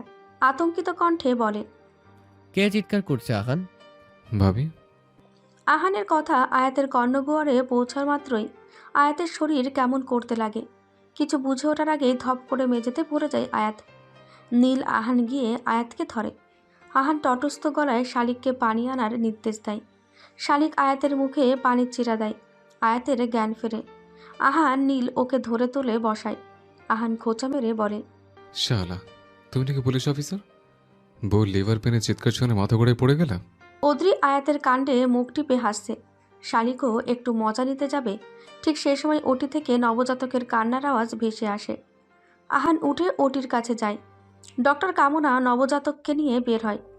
ভাইজিকে পরে নিবি, আগে মিষ্টি খাওয়া। ডক্টর কামনা আহানের বন্ধু। তার পরামর্শে এবং তার তত্ত্বাবধানে থাকার কারণে এই সি সেকশনের যুগে জুইয়ের নর্মাল ডেলিভারি হলো। আহান দৌড়ে মিষ্টি আনতে যায়। আয়াত উঠে যায় নবজাতককে করে নিতে। সাবধানে ভাইয়া, বাবুকে দেখে আবার ফিট খেও না। জুয়াপুর মতোই হয়েছে নিশ্চয়ই। শালিকের কথা শুনে সবাই হেসে দেয়। ডক্টর কামনা হাসতে হাসতে বলেন, শি ইজ সো লাকি। এমন লাইফ পার্টনার পাওয়া ভাগ্যের ব্যাপার। ডাক্তার, পেশেন্টের কি অবস্থা? আলহামদুলিল্লাহ, কেবিনে থেকে শিফট করা হয়েছে, স্যালাইন চলছে। তবে ওনার যেহেতু হিমোগ্লোবিন কমে যেত প্রেগনেন্ট অবস্থায়, তাই বেশি বেশি আয়রন জাতীয় খাবার খেতে হবে। আমি কি যেতে পারি? শিওর। আয়াত নবজাতককে কোলে নিয়ে কেবিনে যায়। জুই তখন ক্লান্ত, একদম নেতিয়ে পড়েছে। আয়াতকে দেখে তার মুখে হাসি ফোটে। আয়াত নবজাতককে জুইকে দেখিয়ে বলে, তোমার মতো পড়ি এসেছে, জুনিয়র জুই এসেছে। দেখো কেমন করে ঘুমিয়ে আছে, একদম তোমার জেরক্স কপি। মা, বাবুকে দেখবে না? জুইয়ের আকস্মিক প্রশ্নে আয়াতের মুখ কালো হয়ে যায়। ধরা গলায় বলে, দেখানোটা কি খুব জরুরি? কেন নয়, তিনি তার নাতিনকে দেখবে না? ভিডিও কল দাও তুমি। অনিচ্ছা শাখা সত্ত্বেও মিসেস লাকিকে ভিডিও কল দেয় আয়াত। বহু বছর পর ছেলের নাম্বার থেকে কল আসায় মিসেস লাকি কিছুটা অবাক হন। রিসিভ করে ক্যামেরার দিকে তাকিয়ে মৃদু হাসি দেয়। আয়াত কৃত্রিম হাসি দিয়ে বলে, আমাদের মেয়ে হয়েছে, দেখাই তোমায়, দাঁড়াও। আমাদের আমাদের করছিস কেন? ওই বাচ্চা তোর নাকি? পরের বাচ্চাকে নিয়ে এত আগলা দরদ দেখাতে হবে কেন? মিসেস লাকি বলেন। আয়াত আগে থেকে আন্দাজ করে রেখেছিল, তাই ফোন ব্লুটুথ ইয়ারফোনের সাথে সংযুক্ত করে রেখেছিল, তাই জুই কিছু শুনতে পায়নি। আয়াত ফোনটা নিয়ে বাইরে যায়। তুমি কি কখনো মানুষ হবে না? তুই আমায় পেটে ধরেছিস নাকি আমি তোকে পেটে ধরেছি? গর্ভে ধারণ করেছো বলে যে তোমার ভুল, দোষ, অপরাধ থাকবে না এমন না। আমার সমস্যা নেই, তোমার সমস্যা হচ্ছে কেন? তুমিও তো আহানের বাবাকে বিয়ে করেছিলে। আহানের বাবাকে আমি বাবা হিসেবে না মানলেও তিনি আমায় যথেষ্ট স্নেহ করেন। জুইও তোমার মতো পরিস্থিতির শিকার। একটা মেয়ে হয়ে কেন আর একটা মেয়ের অবস্থান বুঝতে চাইছো না? মিসেস লাকি কিছু বলেন না, কল কেটে দেন। কয়েকদিন আগে বিল গেটসের বউ থেকে ডিভোর্স দিল, এখন জাস্টিন ট্রুডোর বউ। এত টাকা পয়সা ক্ষমতা দিয়ে কী লাভ যদি বউই না থাকে? অবশ্য বেরিয়ে মানুষ নিজেও জানে না তারা কিসে আটকায়। নিউজ পিস কল করতে করতে তাচ্ছিল্যের সুরে কথাটা বলে আহান। শালিক তখন রাতের খাবার রান্না করছে। রান্নাঘর থেকে আহানের সব কথাই শুনে ফেলে শালিক। তুমি নিজে মাথা খাটিয়ে ডাক্তারি পড়েছো তো? অবশ্যই, তাই চুল পেকে গেছে। আমার মনে হয় না। কেন? উঠে গিয়ে শালিকের পাশে গিয়ে দাঁড়ায় আহান। শালিক তরকারির ঝোল হাতের তালুতে নিয়ে চোখে বলে, না হলে ওই কথা কেন যে বেডি মানুষ কিসে আটকায় তারা নিজেও জানে না? বেডা মানুষের খুলির ভিতর শুধুই হাওয়া। তুমি জানো বেরি মানুষ কিসে আটকায়? হ্যাঁ, জানি তো। নারী টাকায়ও আটকায় না, নারী ক্ষমতাও আটকায় না। নারী আটকায় মায়া, ভালোবাসা, বিশ্বাস, যত্নে। ব্যক্তিগত নারীকে সময় দিন, দেখবেন নারী আটকে গেছে। তার মানে আমি তোমায় সময় দিই না? দাও, তবে অল্প। বিয়ের আগে অনেক সময় দিতে, কেয়ার নিতে। আচ্ছা। আহান শালিককে পেছন থেকে জড়িয়ে ধরে, কাঁধে আলতো করে থুতনি ঠাকায় আহান। শালিক মোচড় দিয়ে হেসে ওঠে। উফ, কাতুকুতু লাগছে। লাগুক, আজকে ছাড়বো না। আমার নিয়ে এত অভিযোগ। অভিযোগ করেছি, ভাগ্য ভালো অভিমান করে দূরে সরে যায়নি। যা না করেছে কে? আটকে রাখলে যাব কিভাবে? আমি আবার তোকে কিভাবে আটকে রাখলাম? এই যে বিয়ের পরে বাইরে দাওয়াত ছাড়া কখনো আমায় নিজ হাতে খেতে দাওনি, সব সময় খাইয়ে দাও। পিরিয়ডের দিনগুলোতে হট ওয়াটার ব্যাগে পানি ভরে দাও, চকলেট এনে দাও, চুলে তেল দিয়ে দাও, রাতে ঘুম না আসলে মাথায় হাত বুলিয়ে দাও। এইগুলোর জন্যই তো আটকে গেছি। আনসি এখন বড় হয়েছে, বসা শিখেছে। মাঝে মাঝে আবু আবু বলে আয়াতকে ডাক দেয়। বদলি হয়ে সিরাজগঞ্জ আসার কয়েকদিন পরে জুইকে আয়াত নিয়ে আসে। থানারই কোয়ার্টারে থাকছে দুজন। পুতুলের সংসার পেতেছে। আয়াতের অবসর কাটে জুই আনসিকে নিয়ে। যতটুকু সময় পায় পুরোটুকুই জুই আনসিকে দেওয়ার চেষ্টা করে সে। কোয়ার্টারের বাসাটাকে জুই নিজের মতো করে সাজিয়েছে। বারান্দা, বাড়ির সম্মুখে, ছাদে সবুজের সমারোহ হয়েছে জুইয়ের বদৌলতেই। পুরাতন জীর্ণশীর্ণ দেওয়ালগুলো রং তুলি ছোঁয়ায় পেয়েছে নতুন রূপ। দিব্যি চলছে জীবন। তবে আকাশের কথা মনে পড়লে মনটা হোঁচট খেয়ে থেমে যায়। আনসিকে দেখতে পারল না আকাশ। আকাশ চলে যাওয়ার পর জুই ভেবেছিল তার অনাগত সন্তান হয়তো তার মতোই কপাল পোড়া, বাবার আদর পাবে না। আনসির জন্যই হয়তো বিধবা আয়াতকে এনেছে। যেভাবে আয়াত আনসিকে সময় দেয়। সকালে আয়াত ইউনিফর্ম পরে অফিসে যাওয়ার জন্য রেডি হচ্ছিল।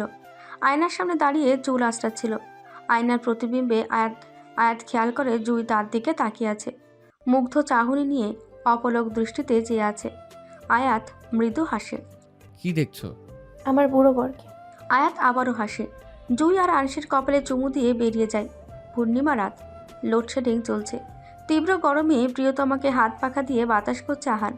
শালিক আহানের কোলে মাথা রেখে শুয়ে আছে আর নিজেদের অনাগত সন্তানকে নিয়ে পরিকল্পনা করছে। মেয়ে হলে তো আনশির নামের সাথে মিলিয়ে ওর বোনের নাম রাখবো আনশিরা। আর যদি ছেলে হয় তাহলে নাম কি রাখবো? আগে বাচ্চাটাকে সুস্থভাবে আনো, তারপর দেখা যাবে না।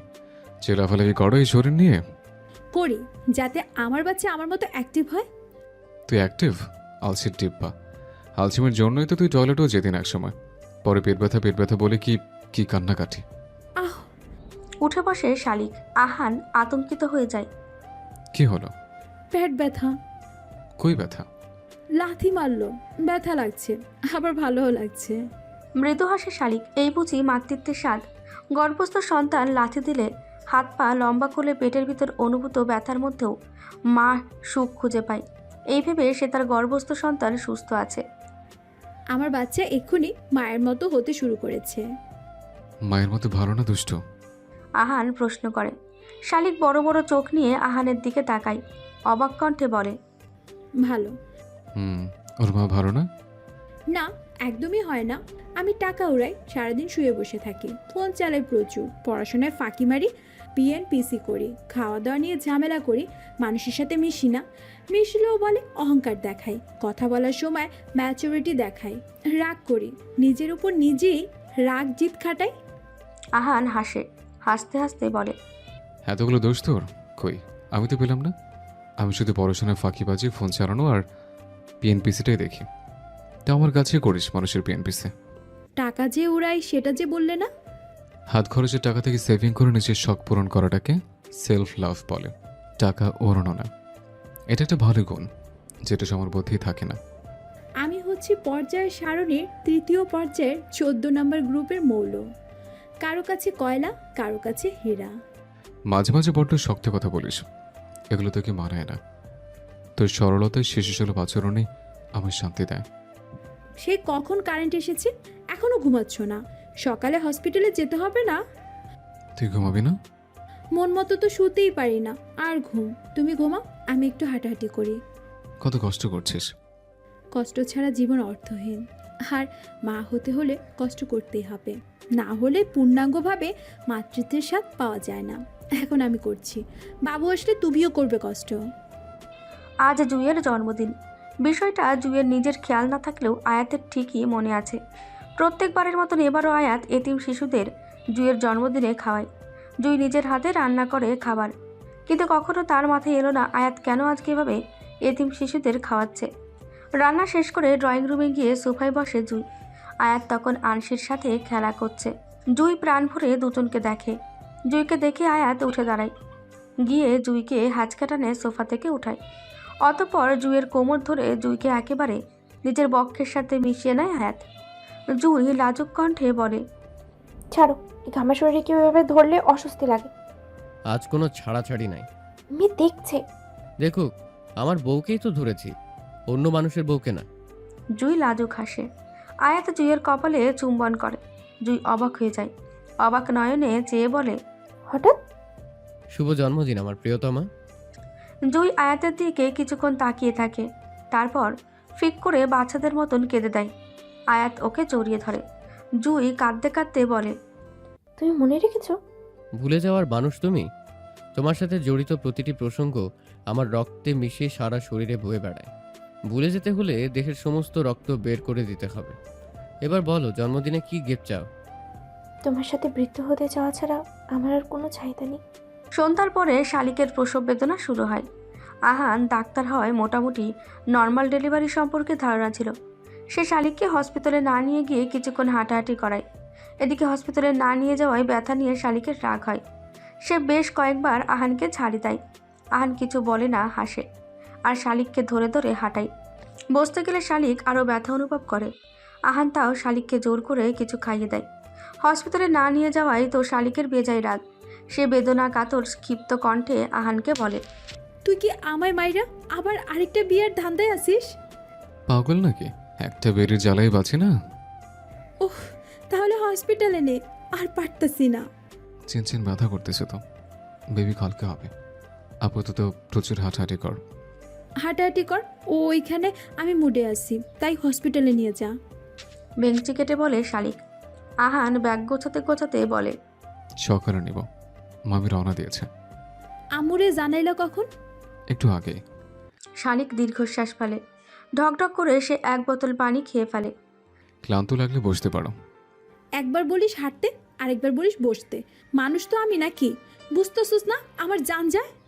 তুমি বলেছিলে কষ্ট ছাড়া পরিপূর্ণভাবে মাতৃত্বের স্বাদ পাওয়া যায় না। আর একটু কিছুক্ষণ কষ্ট করো, সকাল হলে নিয়ে যাব। ব্যথা কি বেড়েছে? না, সুরসুরি লাগছে আমার।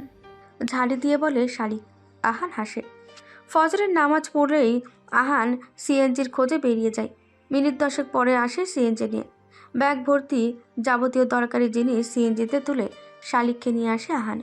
মুখ দেখে বুঝতে বাকি রইল না আহানের শালিকের ব্যথা বেড়েছে।